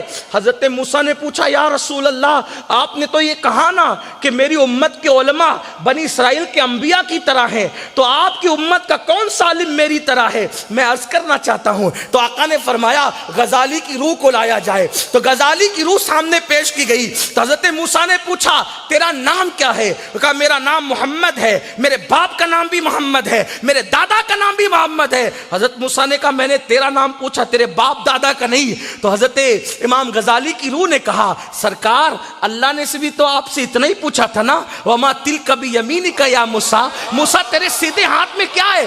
آپ نے تو کہا تھا کہ میرے ہاتھ میں عصا ہے، جواب مکمل، لیکن آپ نے کہا تھا سیدھے ہاتھ میں عصا ہے، میں اس سے بکریاں چراتا ہوں، اس سے پتے جھاڑتا ہوں، اس سے ٹیک لگاتا ہوں۔ آقا نے تادب یا غزالی، غزالی ادب کر۔ موسیٰ مسکرا کے کہتے ہیں حضور جان گیا ہوں۔ غزالی یہ ہے، اس غزالی نے کہا کہ تمہارے ہاتھ جوا کھیلنے والوں قیامت کے دن سور کے خون میں رنگے ہوئے، اس لیے اس دنیا میں پہلی آخری مرتبہ آئے ہو، اپنے ہاتھ میں نرم گدوں پر لیٹ کر موبائل میں فلمیں دیکھنے والوں، ان ہاتھوں کا کبھی تصور کیا کہ یہ ہاتھ قیامت کے دن کس کے ہاتھ میں دینا ہے؟ جن ہاتھوں میں فلمیں ہوگی اور جن ہاتھوں میں گندی پکچریں ہوگی، جن ہاتھوں میں شرکیاں مناظر موبائل کی شکل میں ہوں گے، کیا وہ دن تھے کہ مسلم جوانوں کے ہاتھوں میں مصحف قرآن ہوا کرتا تھا، اور آج ان کے ہاتھوں کے اندر موبائل میں گندی فلمیں؟ ہائے ہائے۔ اور کون لوگ کہہ رہے ہیں؟ اگر دنیا کی دوسرے لوگ کرتے نا تو میں ان کو کبھی نصیحت نہ کرتا، لیکن یہ کر کون رہا ہے؟ عاشق رسول کہلانے والی قوم، غلامی رسول میں موت بھی قبول ہے کہنے والی قوم۔ میں کہتا ہوں میرے جوان، تیرے نعروں کو سلام کہ تو کہتا ہے غلامی رسول میں موت بھی قبول ہے۔ حضور ابھی تجھے موت نہیں دینے والے، ابھی حضور صرف یہ کہہ رہے دنیا چھوڑنے کی بات کرنے والے میرے عشق میں گناہ تو چھوڑ دے۔ ہاں حضور آج یہ نہیں فرما رہے نا آپ کو کہ آپ دنیا چھوڑو، اور دنیا چھوڑنے والے چھوڑ گئے۔ پہلی رات کی دلہن چھوڑ کر کے جس نے دنیا چھوڑی، جان قربان کی، وہ بلال تھے۔ بلال جو دہکتے ہوئے انگاروں پہ لٹائے گئے لیکن کبھی انہوں نے دامن مصطفیٰ نہیں چھوڑا. جو قوم اپنے نبی کے عشق کا دعویٰ کر کے گناہ نہ چھوڑے، جس قوم کا حال یہ ہو گانے ہم سنیں، فلمیں ہم دیکھیں، سیریل ہم دیکھیں، زنا کے مناظر میری قوم کے جوان اس میں ڈوب جائیں. یہ جو اپنے موبائل کے مشکل پاسورڈ کس لیے ہے؟ بیوی سے بچائیں گے، بچوں سے بچائیں گے، امی ابا سے بچائیں گے. کیا غیب داں نبی کی نگاہوں سے بھی یہ مشکل پاسورڈ بچا لو گے؟ جس کی نگاہ سے خدا کی ذات نہ چھپی، اس کی نگاہ سے تمہارے اور ہمارے موبائل کے مشکل پاسورڈ چھپ سکتے ہیں اور موبائل کی گندگی چھپ سکتی ہے. مسکرانے والوں مسکرا لو، ہنسنے والوں ہنس لو، رنگریلیاں کرنے والوں کر لو. آخر موت ہے موت. جس دن روح کا رشتہ جسم سے ٹوٹے گا، اس دن شاید مجھ جیسے فقیروں کے یہ تلخ جملے تمہارے کانوں میں صدائے بازگشت بن کر کے گونج رہے ہوں گے، لیکن اس دن پچھتانے کے سوا کچھ نہیں ہوگا. آج دوستوں کی محفلوں کے لیے 6 گھنٹے نکال لیتے ہو اور اللہ کی عبادت کے لیے 10 منٹ کا ٹائم نہیں. علماء چیخ رہے ہیں، علماء آواز لگا رہے ہیں، خطبہ نصیحت کر رہے ہیں. کون ہے ان کی نصیحت پر آواز دینے والا؟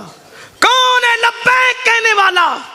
میرے جوان لبیک یا رسول اللہ کا نعرہ لگاتے ہیں تو میرا سینہ خوشی سے چوڑا ہوتا ہے، لیکن اندر سے دل روتا ہے. جو جوان جلسے میں لبیک یا رسول اللہ کہہ رہا ہے، اس بیچارے کو پتہ ہی نہیں کہ میں کہہ کیا رہا ہوں. کبھی سوچا لبیک یا رسول اللہ کا مطلب کیا؟ دوسروں کو بولتے بولتے خود بول رہے ہو، اچھا ہے بولو، منع نہیں کرتا، لیکن طوطے تو نہ بنو نا، مٹھو تو نہ بنو نا. بغیر سمجھے وہ موسیٰ اور عیسیٰ بول رہا ہے، اس کو پتا کیا ہے میں بول کیا رہا ہوں. لوگوں کو اچھا لگ رہا ہے یہ موسیٰ و عیسیٰ بول رہے ہیں، اسے پتا ہے موسیٰ کون ہے علیہ السلام، عیسیٰ کون ہے علیہ السلام. آپ بھی لبیک یا رسول اللہ بولے ہو، کبھی سوچا کیا بول رہے ہو؟ بول کیا رہے ہو؟ لبیک یا رسول اللہ. یا رسول اللہ میں حاضر ہوں. کہاں؟ جلسے میں چپ نہیں ہوتے، گھنٹوں نعرہ لگاتے ہو، بہت خوشی ہوتی ہے. چلو قوم یہ تو کہنے لگی کہ میں حاضر ہوں یا رسول اللہ، لیکن آپ سے پوچھتا ہوں، رسول اللہ کے حکم پر مؤذن بلا رہا ہے حی علی الصلاۃ، وہاں تو آپ غیر حاضر ہیں. کہاں حاضر ہو؟ نماز میں حاضر ہو، رمضان المبارک کے روزوں میں حاضر ہو، تراویح کی نماز میں حاضر ہو، ہر جگہ سے غائب، اور جلسے میں کہتے ہو میں حاضر ہوں یا رسول اللہ. کس کی بارگاہ میں جرأت کر رہے ہو؟ مجھے تو یہاں امام اہل سنت کا ایک واقعہ یاد آتا ہے تو میں تڑپ جاتا ہوں. میرے امام کے پاس ایک شاعر آیا اور آ کر کہتا ہے امام میں نے نعت لکھی ہے، سنانا چاہتا ہوں. فرمایا ہم تو 2 شاعروں کے سوا کسی کو سنتے نہیں، لیکن لائے ہو سن لیتے، پڑھو. اس نے پڑھا. بہت درد بھرا کلام تھا، اتنا درد بھرا کلام کہ اس کا ایک مصرع یہ تھا کہ حضور آپ کے بغیر میں ایسے تڑپ رہا ہوں جیسے پانی کے بغیر مچھلی تڑپتی ہے. وہ عشق و محبت کا امام تڑپ گیا. جب وہ اپنا کلام پورا کر چکا تو میرے امام نے کہا جو تیرا قلم کہہ رہا ہے، جو تو نے لکھا ہے نا، اگر وہی تیرے دل کے جذبات ہے تو احمد رضا تیری جوتیاں اپنے سروں پہ رکھنے کے لیے تیار ہے. لیکن اگر تو نے جو لکھا ہے وہ تیرے دل کے جذبات نہیں ہے تو کتنی بڑی بارگاہ میں تو جھوٹ بولنے کی جسارت کر رہا ہے. میں تمہیں سلام کرتا ہوں، تمہاری جوتیاں میرے سروں پر ہے اگر تم کہہ رہے ہو کہ غلامی رسول میں موت بھی قبول ہے. اللہ آپ کو سلامت رکھے. جیو، بہت جیو، اپنے پوتوں نواسے پر پوتوں کی زندگیاں بھی دیکھو، لیکن نبی کے عشق میں موت بھی قبول کرنے والوں، آج موت قبول کرنے کا وقت نہیں، صرف نیکیاں قبول کر لو، صرف شریعت کا قانون قبول کر لو، صرف اسلام کا قانون قبول کر لو. جو قوم اپنے چہرے پر نبی کے عشق میں داڑھی کے چند بالوں کا بوجھ نہ اٹھا سکے، وہ قوم موت کا بھاری بھرکم پنجہ کیا لے سکے گی؟ آؤ جس عشق مصطفیٰ کے درس کو بھول گئے پھر سے پلٹو، چھوڑ دو گناہ۔ جس نے عشق کیا اس نے گناہ چھوڑا، اور عاشق تو سچا وہی ہے جو یار کی ناپسند چیز کو چھوڑ دے۔ میں تو کہتا ہوں کم سے کم نہیں کسی سے سیکھا، نہ بلال سے سیکھا، نہ صدیق سے سیکھا، نہ مولا علی سے سیکھا، نہ فاروق اعظم سے سیکھا، کم سے کم ایک مجنوں سے ہی کچھ سیکھ لیا ہوتا۔ مجنوں سے کچھ سیکھ۔ مجنوں کو کسی نے دیکھا، مجنوں تو اس گلی سے کیوں نہیں جاتا؟ تو کہا سنا ہے اس گلی میں لیلا کا دشمن رہتا ہے، اس لیے میں اس گلی میں جانا پسند نہیں کرتا، کیونکہ جس گلی میں میرے لیلا کا دشمن ہو اس گلی میں جانا بھی میری لیلا کی توہین ہے۔ اس نے ایک لیلا سے پیار کیا تو لیلا کے دشمن کی گلی چھوڑ دیا، اور ہم ان گناہوں کے اندر زندگی گزار رہے ہیں جو گناہ میرے نبی کے دل کو تکلیف پہنچاتے ہیں، جو گناہ میرے نبی کے دل کو اذیت پہنچاتے ہیں۔ آپ کیا سمجھتے ہیں وہ لانتی وسیم جیسے پلیدوں کی گستاخیاں حضور کے دل کو اتنی تکلیف نہیں پہنچاتی جتنے ہمارے گناہ حضور کے دل کو تکلیف پہنچاتے ہیں؟ کیوں؟ اس لیے کہ سورج پہ تھوکنے والے تک تھوک سورج تک نہیں پہنچتا، اس کے منہ پہ پلٹا۔ تو جو حضور کی توہین کرتا ہے وہ بتاتا ہے کہ میں نسب میں کون سا ہوں، اس کی ماں کتنی بدچلن ہے، اس کی اوقات کیا ہے، اس کا نسب کیا ہے۔ لیکن عاشقوں سے تو یہ توقع نہیں نا۔ اللہ کے رسول علیہ الصلوۃ والتسلیم فرماتے ہیں تمہارے اعمال ہفتے میں 2 دن میرے پاس پیش کیے جاتے ہیں، جب میں تمہاری نیکیاں دیکھتا ہوں تو خوش ہو کے تمہارے لیے دعا کرتا ہوں، اور جب میں تمہارے گناہ دیکھتا ہوں تو میرے دل کو تکلیف پہنچتی ہے۔ جو ماں کا دل دکھائے مرتے وقت اس کی زبان پہ کلمہ نہیں آتا، جو اپنے نبی کا دل دکھائے۔ کبھی سوچا میں نماز کے وقت میں گھر پہ بیٹھا رہتا ہوں، میرے نبی کے دل پہ کیا گزرتی ہوگی؟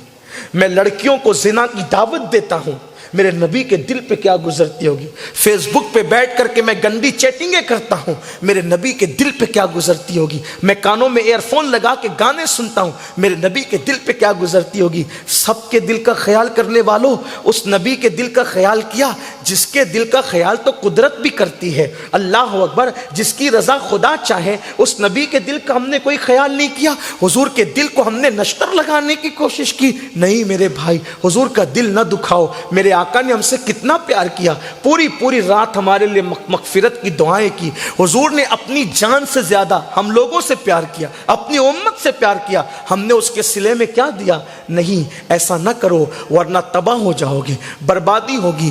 آئیے بات کو طول نہ دیتے ہوئے میں عرض کروں، جب بھی گناہ کرو گے، نقصان اٹھاؤ گے، تو عرض یہ کرنے چلا تھا کہ اللہ اکبر، جوا کھیلنے والوں کا انجام یہ۔ ایک حدیث سن لے، جو نماز چھوڑتے ہیں ان کا کیا انجام ہے۔ آقا فرماتے ہیں جس نے جان بوجھ کے نماز چھوڑ دی اس سے اللہ بھی بیزار ہے، اللہ کے سارے نبی بیزار ہے، اللہ کے سارے فرشتے بیزار ہے، اور میں محمد بھی اس سے بیزار ہوں۔ قیامت کے دن اس کے ساتھ میرا کوئی وعدہ نہیں ہے۔ اس پر ایک تبصرہ کرنا چاہتا ہوں، اپنی گفتگو کو اختتام کی طرف لے جانے سے پہلے ایک تبصرہ کرنا۔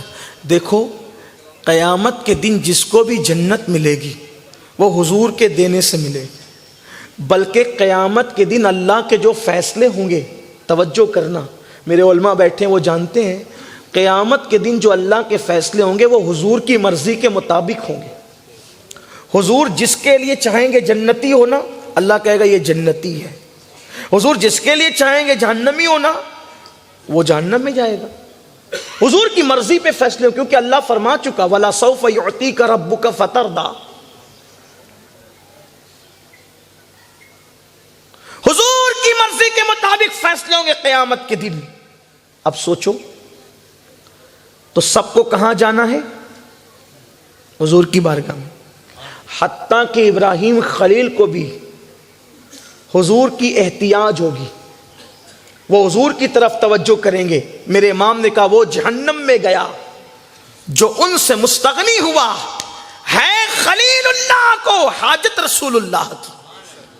جب کعبہ بنانے والے ابراہیم علیہ السلام کو بھی میرے نبی کی حاجت ہوگی، اللہ کی راہ میں اپنے بیٹے کی گردن پہ چھری رکھنے والے ابراہیم علیہ السلام خلیل اللہ کو بھی میرے نبی کی حاجت ہوگی، ہمیں نہیں ہوگی. جنت لینے کہاں جائیں گے؟ کس کے پاس جائیں؟ کس کے پاس جائیں؟ بول دیں ایک بار، کس کے پاس جاؤ گے جنت لینے؟ حضور کے پاس. ٹھیک. اور ایک ہی سہارا ہے قیامت میں. سہارا کتنا ہے؟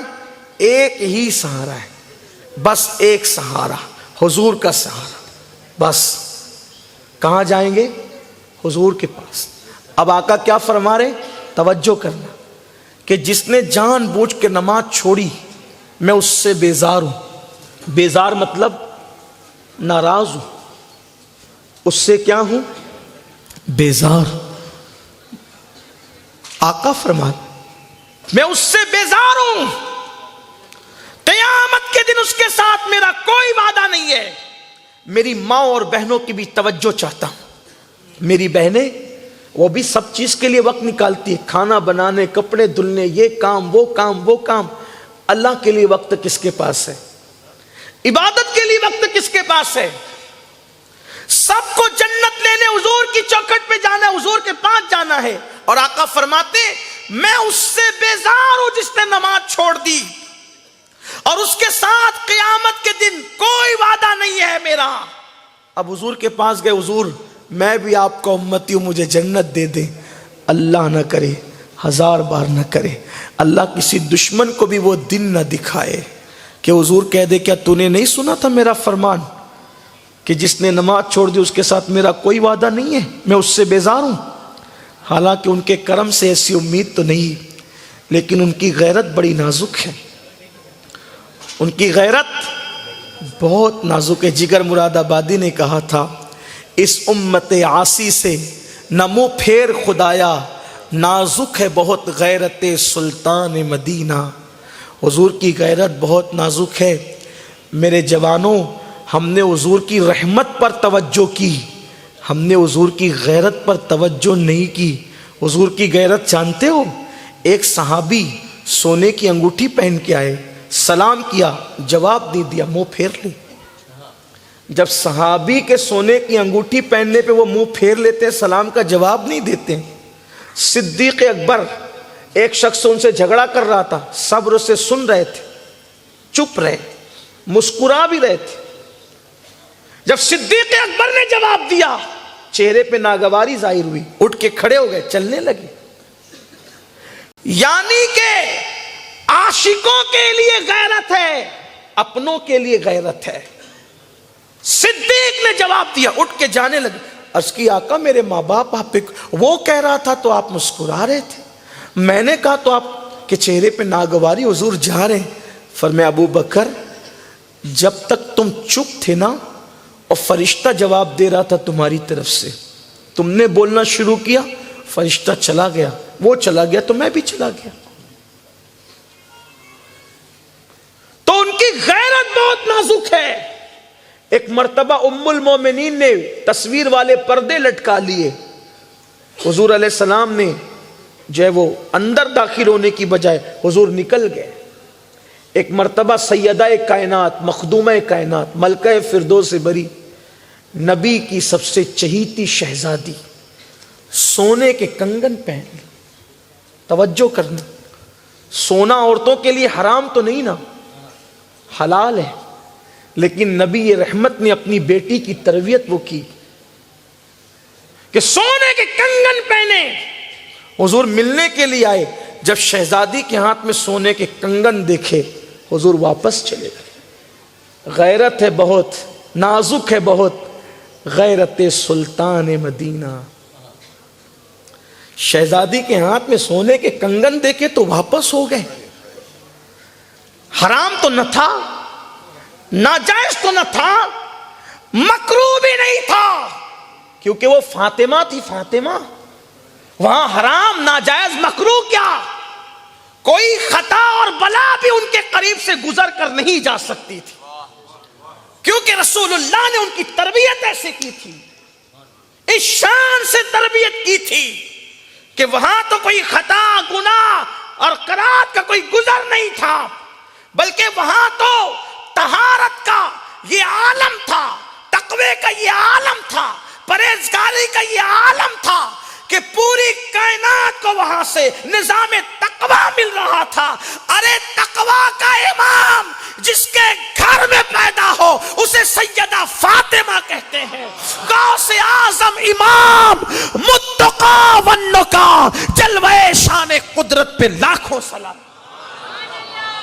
غوث اعظم جیسے جس کے گھر میں اولاد اور غلاموں کی شکل میں پیدا ہو اسے سیدہ فاطمہ کہتے ہیں۔ جس کے دوپٹے کو کبھی چاند و سورج نے نہیں دیکھا اسے سیدہ فاطمہ کہتے ہیں۔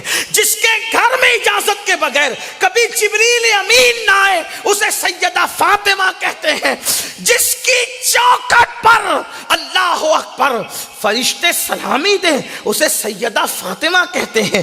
جس کے سوتے وقت اس کے بچوں کو بہلانے کے لیے آسمان کے ملائکہ ہیں اسے سیدہ فاطمہ کہتے ہیں۔ بی بی زہرا پاک کی شان کون بیان کرے؟ وہ رسول اللہ کی ڈائریکٹ بیٹی ہے۔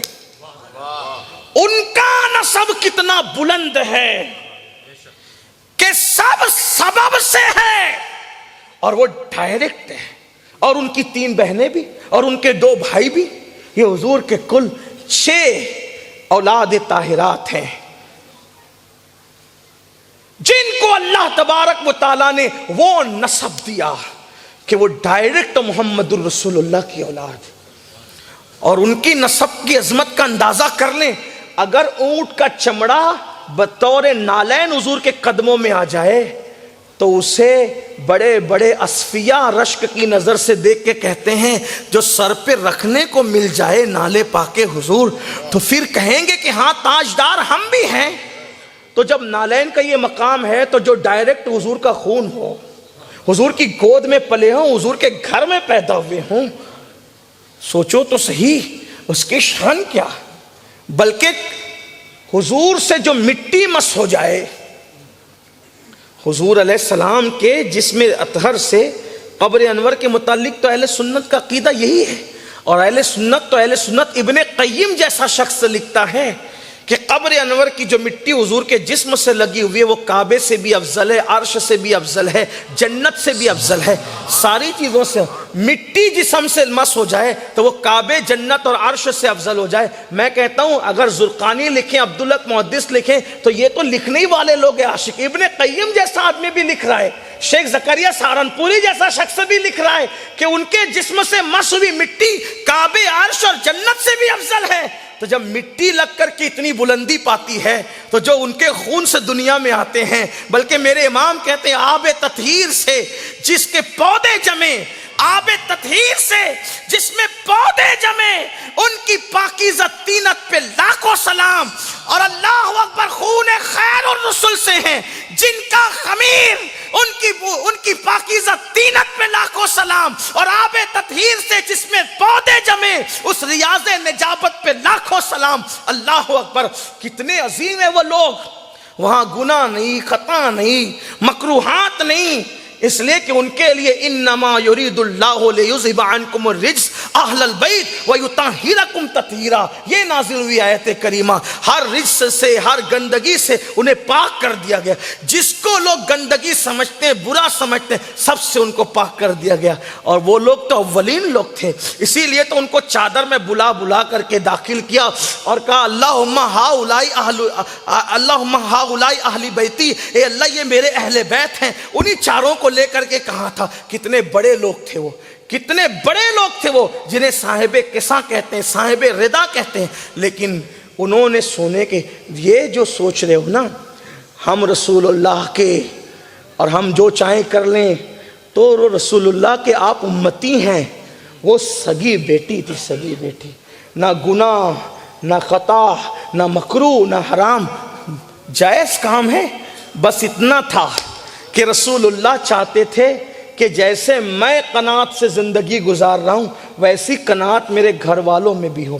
بس اتنا اس کو کہہ سکتے ہیں زیادہ سے زیادہ کہ سیدہ پاک کی جو شان تھی نا نبی کی بیٹی ہونا، بس وہ سیدہ پاک کی اس عظمت اور شان کو سامنے رکھ کر حضور نے ہاتھ میں کنگن دیکھے بہت نازک موڑ پر بات آئی ہے، غور سے سننا. یہ بات دیہاتوں میں بیان کرنے والی نہیں ہے، لیکن آ گئی ہے تو بول رہا ہوں. بس حضور نے ہاتھ میں سونے کے کنگن دیکھے سیدہ کے. حضور چلے گئے، سیدہ کے گھر سے ملے بغیر چلے گئے. حضور ملے بغیر چلے گئے. یہ جو آج اتنا کود رہے ہو نا، قبر میں حضور آئیں گے تو ہم دیدار کریں گے. یقیناً اچھلنے کا موقع تو ہے، لیکن نازک ہے بہت غیرت سلطان مدینہ.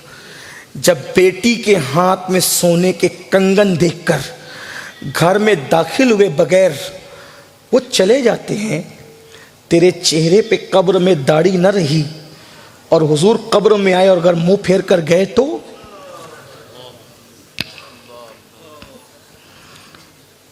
حرام کما کر کے جو جمع کر کے رکھا ہے، اگر آخری میں تیرے بدن پر حرام کا کفن رہا تو، حرام کی خوشبو رہی تو، وہ برغے بھی جو حرام کے تھے وہ رہے تو، اگر وہ منہ پھیر کر چلے جائیں تو کھیل سمجھ رکھا ہے سب چیزوں کو؟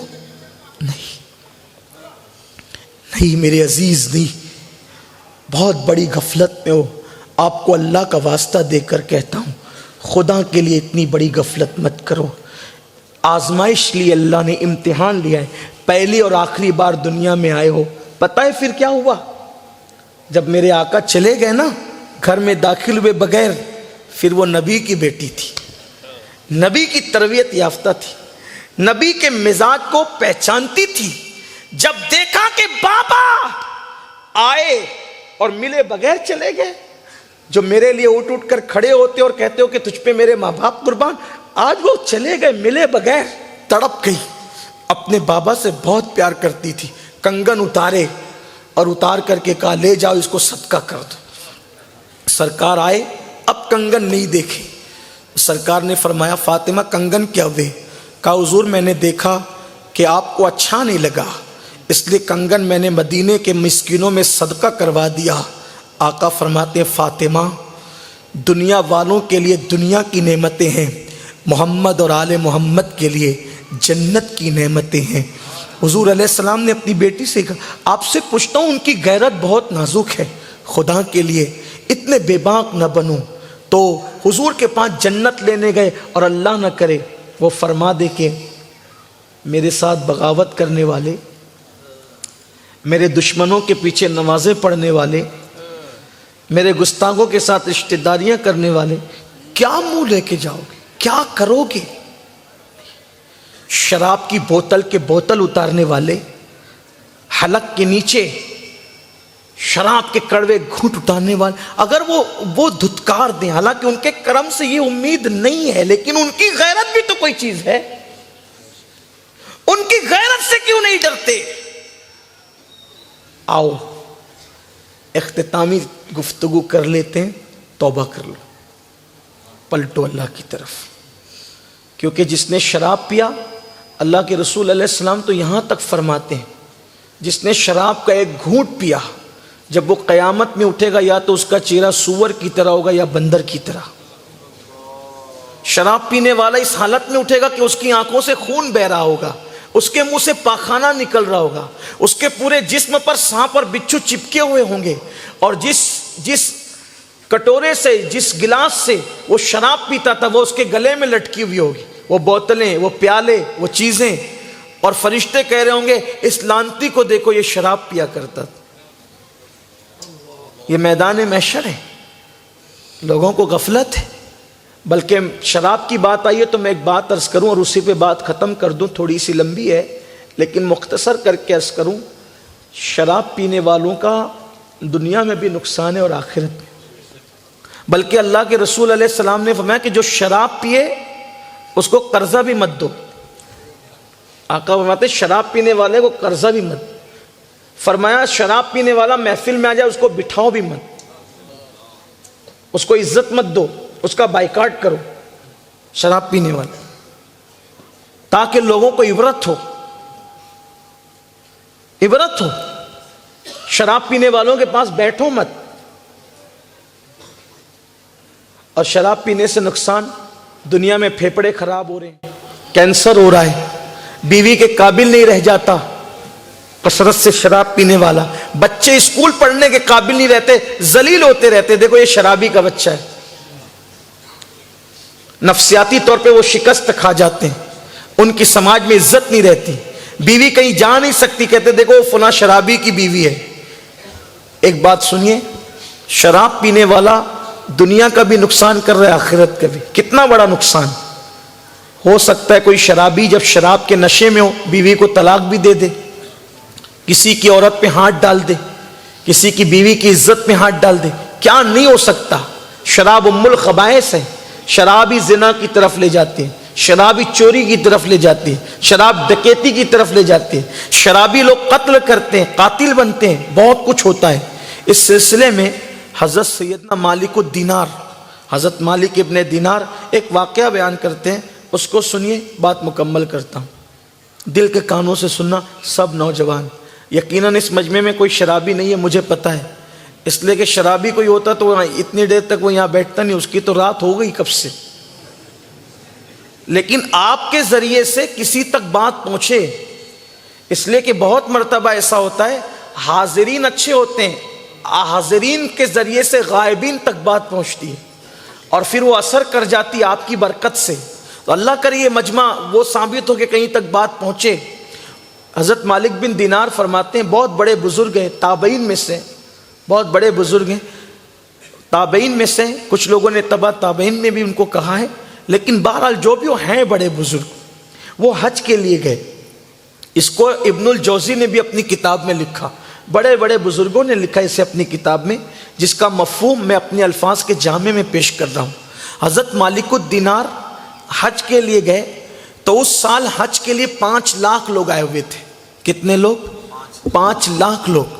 تو مالک الدینار بہت خوش تھے کیونکہ پورا مطاف بھرا ہوا تھا، گجگجا رہا تھا، تو خوش ہو کے کہہ رہے تھے، یا اللہ تیرے محبوب کی محنتیں کتنی کام آ گئی کہ آج اسلام کو کتنا غلبہ نصیب ہوا کہ تیرے حبیب نے چند سال پہلے حج کیا تھا، 1.25 لاکھ لوگ تھے، اور چند ہی سالوں میں اتنی بڑی تعداد حج کے لیے آئی، تو پوری دنیا میں مسلمان کتنے ہوں گے؟ بہت خوش تھے، اے اللہ اتنی بڑی تعداد ہو گئی، اتنی بڑی تعداد ہو گئی، تیرے محبوب کی محنتیں باربر ہو گئی، یہ کہہ رہے تھے۔ پھر اتنے میں خیال آیا 5 لاکھ حاجی ہیں، ان میں کس کا حج قبول ہوا، کس کا رد ہوا؟ تو آپ نے کعبے کا غلاف پکڑ کر دعا کی، اے اللہ مجھے بتایا جائے کہ 5 لاکھ میں سے تو نے کس کا قبول کیا اور کس کا رد کیا۔ تو دعا کرنے کے بعد گئے اور سو گئے۔ خواب میں دیکھا کہ کوئی کہنے والا کہہ رہا ہے، اے مالک ایک شخص ہے جو بلخ سے آیا ہے، اس کا نام محمد ابن ہارون ہے، اس کا حج ہم نے رد کر دیا، باقی سب کا قبول ہے، اس کا ایک کا رد کیا، اور آپ جاؤ اس سے ملو اور اس کو بتاؤ کہ اس کا حج ہم نے رد کر دیا۔ ایک ہی آدمی کا حج رد ہوا، باقی سب کا قبول۔ مالک بن دینار اٹھے، تو جیسے مینا میں اگر آپ کو اللہ نے حج کی سعادت دی ہوگی تو آپ کو پتہ ہے کہ الگ الگ سب شہر یعنی ملک والوں کے خیمے ہوتے ہیں۔ اللہ جنہوں نے نہیں دیکھا ان سے دعا کرتا ہوں، اللہ پنجتن پاک کے صدقے، خلفائے راشدین کے صدقے، غوث و خواجہ کے صدقے، آپ کے جتنے پیر و مرشد ان سب پیروں کے صدقے، اللہ آپ کو ہم سب کو اس در کی حاضری اور بالخصوص حج کے موقع پہ حاضری خیر کے ساتھ نصیب فرمائے۔ بہت خوبصورت منظر ہوتا ہے، ایک لباس، ایک زبان، ایک سمت، سب لوگ ایک ہی طرف ایک ہی دھن میں جاتے ہیں، ایسا لگتا ہے کہ ایسا آج زندگی کا مقصد پورا ہو گیا۔ بہت خوبصورت منظر لگتا ہے، اللہ وہ دن دکھائے، زندگی بھر آنکھوں میں وہ منظر گھومتے رہتے ہیں، اللہ سب کو دکھائے۔ اور ایک بات یاد رکھنا، کوئی یہ نہ سمجھے کہ امیر جاتے ہیں غریب نہیں جاتے، یہ بات یاد رکھیں، کوئی نہیں جاتا، نہ امیر جاتا ہے نہ غریب جاتا ہے، نہ ان پڑھ جاتا ہے نہ پڑھا لکھا جاتا ہے، بس وہ جس کو چاہ لیتے ہیں وہی جاتا ہے، جسے چاہا در پہ بلا لیا، جسے چاہا اپنا بنا لیا، یہ بڑے کرم کے ہے فیصلے، یہ بڑے نصیب کی بات ہے، ان کا کرم ہو جائے پھر وہ بلا لیتے ہیں، ورنہ وہ نہ چاہیں تو بے حکم کب مجال، پرندے کو پر کی ہے، پھر وہاں پرندہ بھی پر نہیں مار سکتا، ان کے اپنے چاہنے کی بات ہے۔ تو مالک الدینار سوچتے ہیں کہ مجھے حکم ہے کہ محمد ابن ہارون کو بتاؤں۔ اب چونکہ اس کا نام تھا محمد، لیکن چونکہ ایک بات اس کے بارے میں بہت بڑی بیان کرنی ہے، تو میرا مزاج یہ ہے کہ اگر کسی کا اصل نام محمد ہو اور اس کے بارے میں کوئی بڑی بات بیان کرنا ہو تو میں نام لے کے بیان نہیں کرتا، بلکہ اس کے باپ کے نام سے بیان کرتا ہوں۔ اب میں اس کو محمد ابن ہارون نہیں کہوں گا، ابن ہارون کہوں گا تو سمجھ جانا کہ اسی کے بارے میں بات ہو رہی ہے۔ مالک الدینار کہتے ہیں میں ابن ہارون کو ڈھونڈنے کے لیے نکلا، تو جہاں بلخ کے حاجی تھے میں وہاں پہنچا۔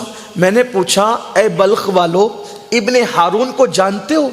تو انہوں نے کہا اے مالک تو کس کی بات کر رہا ہے؟ ابن ہارون یہ کوئی چھوٹا موٹا آدمی نہیں ہے، ابن ہارون بلخ کا ایسا متقی اور پرہیزگار انسان ہے کہ 40 سال سے وہ ہر سال حج کو آتا ہے،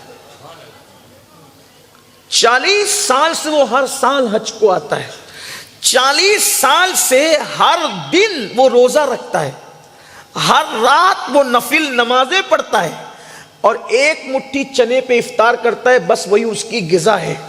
اور اتنا متقی اور پرہیزگار ہے ابن ہارون کہ وہ خیموں میں قیام نہیں کرتا، وہ کھلے آسمان کے نیچے قیام کرتا ہے۔ حضرت مالک ابن دینار نے سوچا یا اللہ، اتنا متقی شہر کے لوگ جس کے تقوی کی گواہی دیں، کتنا متقی ہوگا، اور مجھے حکم ہے کہ اس کا حج رد کر دیا۔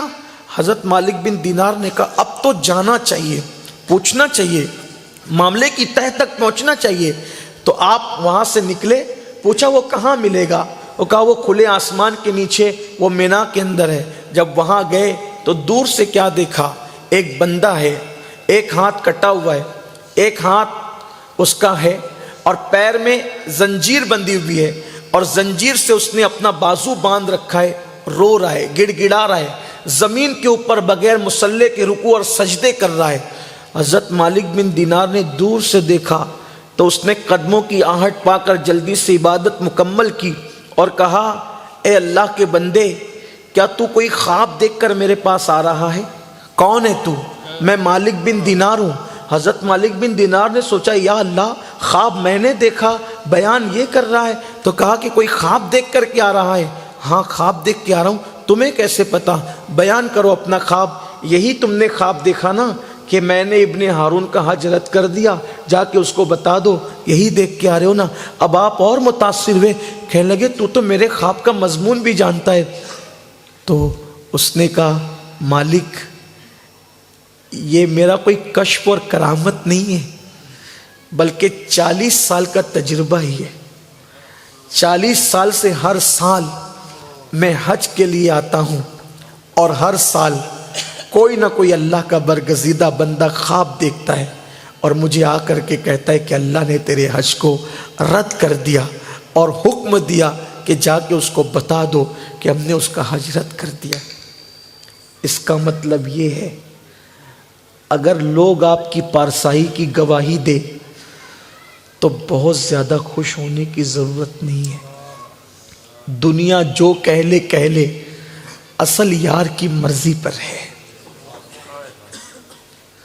دنیا تو اس کے تقوی کی گواہی دے رہی تھی، اور یار کی ناراضگی کتنی تھی کہ 40 سال سے اس کے حج کو رد کیا جا رہا تھا۔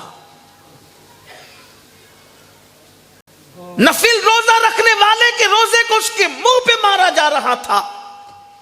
رات رات بھر عبادت کرنے کے بعد بھی وہ مردودوں کی فہرست میں تھا۔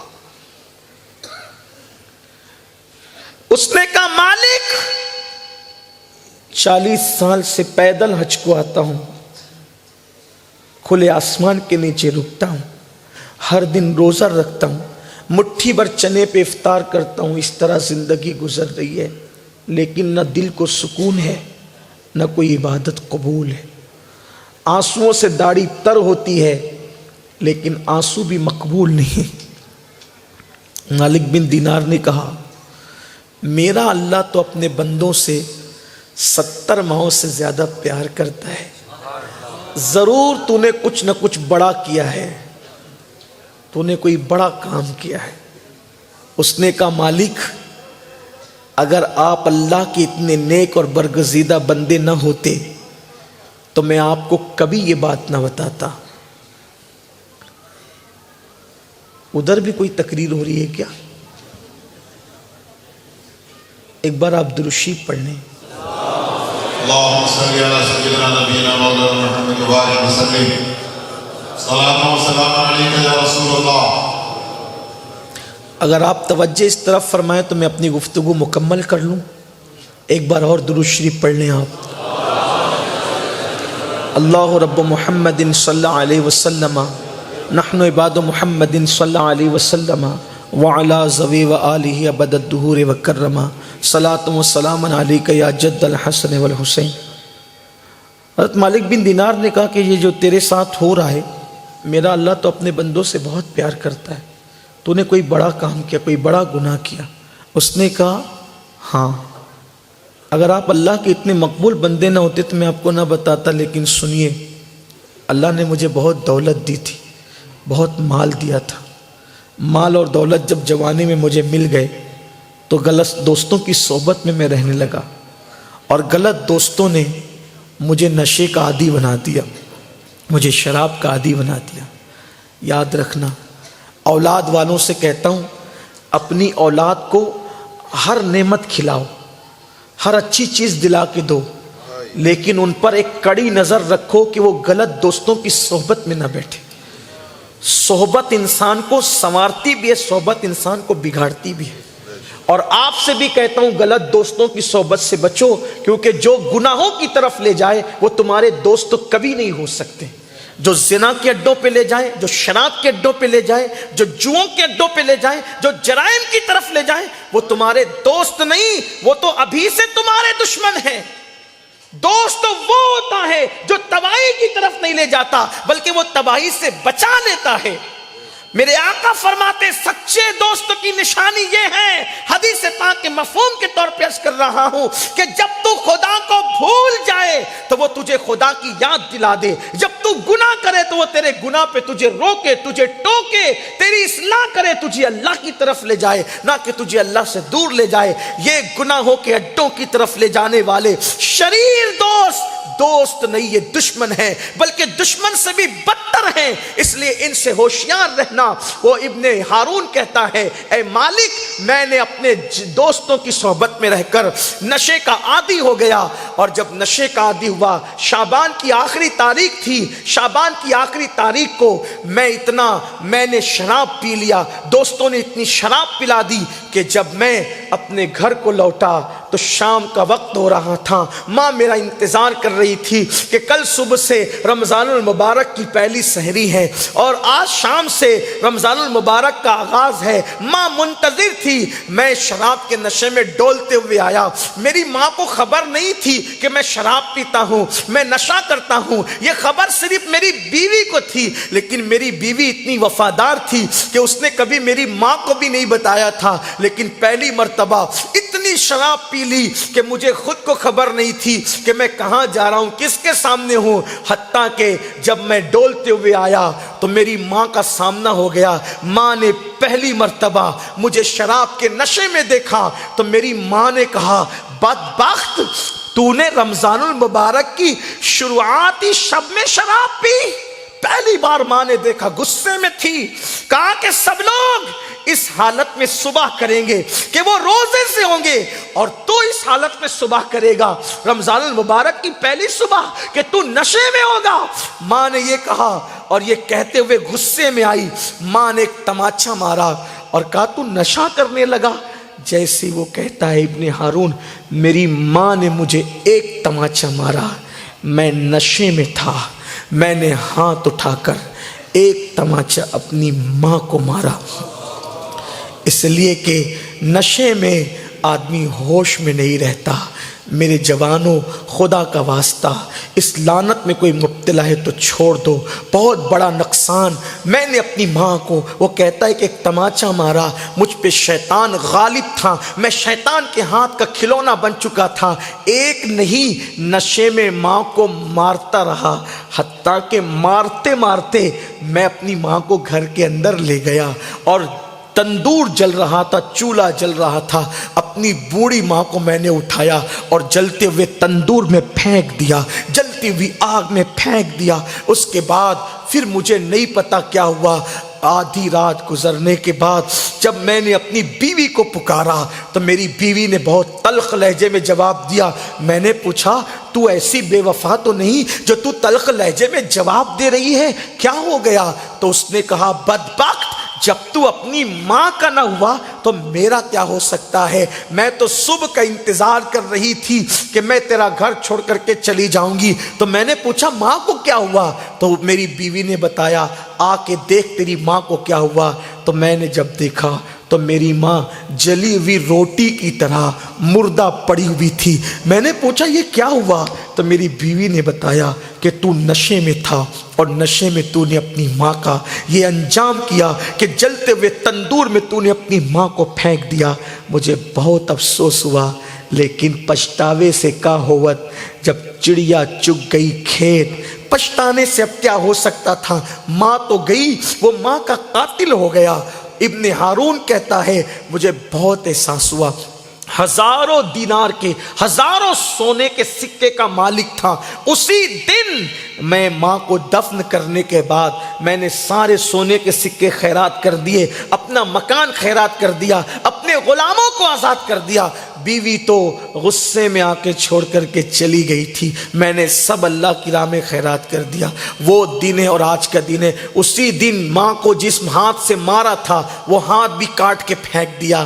اس دن سے روزانہ روزہ رکھتا ہوں، رات کو عبادت کرتا ہوں، ہر سال حج کو آتا ہوں، لیکن اتنا اللہ ناراض ہو گیا کہ 40 سال سے عبادت کر رہا ہوں، میری کوئی عبادت اللہ کی بارگاہ میں قبول نہیں ہوتی۔ میرے جوانوں، اگر تم نشہ کرو گے تو تمہارے ساتھ بھی ایسا کوئی حادثہ اللہ نہ کرے پیش آ سکتا ہے، تمہاری بھی زندگی تباہ ہو سکتی ہے۔ مت کرو ایسا، مت جاؤ گناہ کی طرف۔ حضرت مالک بن دینار نے جب سنا ماں کا قاتل، ماں کا قاتل، آپ نے فرمایا اللہ تجھے معاف نہ کرے، اللہ تجھے تباہ کرے، اللہ تجھے ہلاک کرے۔ اور غصے میں پلٹے اور پلٹ کر کے نکلے۔ جب پلٹ کر جا رہے تھے تو اس کی آواز اتنی سنی، اے اللہ تو معاف کرنے والا، غموں کو کھولنے والا، پریشانیوں کا دور کرنے والا ہے، میں تجھی سے کرم کا سوال کرتا ہوں۔ مالک بن دینار پلٹ کے آئے، اپنے خیمے میں غصے میں لیٹ گئے، آنکھ لگی تو خواب میں مصطفیٰ جان رحمت کا دیدار کیا۔ آقا نے فرمایا مالک کیا ہوا، کیوں اتنے ناراض ہوئے اس سے؟ مالک بن دینار نے کہا آقا کتنا بڑا مجرم ہے نا، وہ کتنا بڑا پاپی ہے نا۔ آقا فرماتے ہیں ہاں بڑا پاپی ہے۔ یہاں سے ماں کی ممتا بھی سمجھ لو، آپ یہاں سے ماں کی ممتا بھی سمجھ لو۔ آقا نے فرمایا مالک میں تجھے بتاؤں قیامت کے دن اس کے ساتھ کیا ہونے والا ہے؟ عرض کی آقا میرے ماں باپ آپ پہ قربان بتائیں۔ تو آقا نے فرمایا مالک جب قیامت کا دن ہوگا، اللہ کی عدالت میں دونوں ماں بیٹے کو پیش کیا جائے گا، تو اللہ کہے گا تو شرابی تھا، ماں کا قاتل تھا، اس لیے آج فیصلہ یہ ہے کہ تو جہنم میں جا، اس کو جہنم میں ڈال دے۔ 350 سال تک، کتنے؟ 350 نہیں بلکہ 3500 سال تک، ایک دن 50,000 سال کے برابر ہوگا، ایک دن 50,000 سال کے برابر ہوگا، تو وہ کتنے دن جلے گا جہنم میں؟ وہ جلے گا جہنم میں 3.5 دن تک۔ کتنے دن تک جلے گا؟ وہ 3,500 سال تک وہ جلے گا، ایک دن 50,000 کے برابر، ایک دن 50,000 سال کے برابر ہوگا، تو وہ 3,500 سال تک کے اس کے اندر جلے گا۔ حالانکہ وہ جہنم کے حساب سے تو بظاہر صرف 7 دن ہوں گے، لیکن وہ جلے گا کتنے دن؟ ہزاروں سال، دنیا کے ہزاروں سال، اور اس دن کے لیے چند دن ہوں گے۔ تو اس کو جہنم میں ڈالا جائے گا۔ ابن الجوزی لکھتے ہیں کہ اس کی ماں کو اللہ بے حساب جنت میں داخل کرے گا۔ اس کی ماں جنت میں جنت کے مزے لوٹے گی، اور ایک دن وہ کہے گی مولا میرا بیٹا کہاں ہے، میرا بیٹا کہاں، ابن ہارون کہاں ہے میرا؟ اللہ کے فرشتے کہیں گے وہ جہنم میں۔ کیوں؟ وہ شرابی تھا اور تجھے قتل کیا تھا، بے گناہ ماں کا قاتل تھا، ماں کو اس نے قتل کیا تھا۔ تو وہاں جنت میں ماں کی ممتا تڑپے گی، جنت میں بھی ماں کی ممتا کس کے لیے؟ قاتل بیٹے کے لیے، قاتل جس نے ماں کو قتل کیا تھا، ماں کی ممتا تڑپے گی، اور اس کی ماں کہے گی کیا میرے بیٹے کو جنت میں نہیں لایا جا سکتا، میرا بیٹا جنت میں نہیں آ سکتا؟ تو ارشاد ہوگا آ سکتا ہے، ایک ہی شرط ہے، اگر تو اس کو معاف کر دے گی تو اللہ بھی معاف کر دے گا۔ بس وہ جیسے ہی سنے گی نا کہ میرے معاف کرنے پر میرے بیٹے کو جنت میں لایا جائے گا، عرض کرے گی مولا تو گواہ رہنا میں نے اپنے بیٹے کو قتل کرنا معاف کر دیا۔ تو آقا فرماتے ہیں اس کی ماں کی معافی پر اللہ تبارک و تعالیٰ اس کو جنت عطا فرمائے۔ اب آپ اندازہ کریں، مسلمانوں غور کریں کہ جب قاتل بیٹے کے لیے ماں کی ممتا کا یہ عالم ہے تو جنت میں فرما بردار بیٹوں کے لیے ماں کی ممتا کا عالم کیا ہوگا؟ اس لیے ہمیں اللہ کی طرف پلٹنا ہوگا۔ ہم دنیا میں آئے نیک عمل کے لیے، گناہوں سے بچیے، اللہ کی بارگاہ میں معافی مانگیے، ایک اچھے انسان کی طرح زندگی گزاریے۔ اور آخری بات، اپنے بچوں کو پڑھائیے، اعلیٰ تعلیم دلائیے۔ اگر آپ کو آدھی روٹی کھانا پڑے تو ہمارے ماہرہ کے سرکاروں کا یہ نعرہ ہے آدھی روٹی کھائیں گے، بچوں کو پڑھائیں گے۔ اگر آپ کو بھوکے رہنا پڑے تو رہو، دن میں ایک ٹائم کھانا پڑے تو کھاؤ، اپنے بچوں کو پڑھاؤ۔ کب تک جہالت کی وادیوں میں بھٹکتے رہو گے؟ آپ کے بچوں کو کلمہ بھی نہیں آتا، بلکہ نکاح پڑھاتے وقت تو بھی بچے صحیح سے کلمہ نہیں پڑھتے۔ مجھے حیرت ہے، جو نکاح کی خوشیوں میں کلمہ صحیح نہیں پڑھ سکا وہ موت کے اضطراب میں کلمہ کیسے صحیح پڑھے گا؟ کتنی تکلیف کی بات ہے۔ اس لیے اپنے بچوں کو دین پڑھاؤ، عالم بناؤ، حافظ بناؤ، قاری بناؤ، مفتی بناؤ، teacher, doctor, engineer, IAS، IPS جو بنا سکتے ہو وہ بناؤ، اسے اچھا مسلمان بناؤ۔ آپ کہتے ہیں ہمارے پاس پیسے نہیں کیسے پڑھائیں؟ یہ سب لنگڑے لولے بہانے چھوڑو۔ اگر آپ پڑھانا چاہو گے 8 گھنٹے کی بجائے 12 گھنٹے محنت کرو، 4 گھنٹے اپنے بچوں کی تعلیم کے لیے الگ سے کماؤ، اور اپنے بچوں کو اعلیٰ تعلیم۔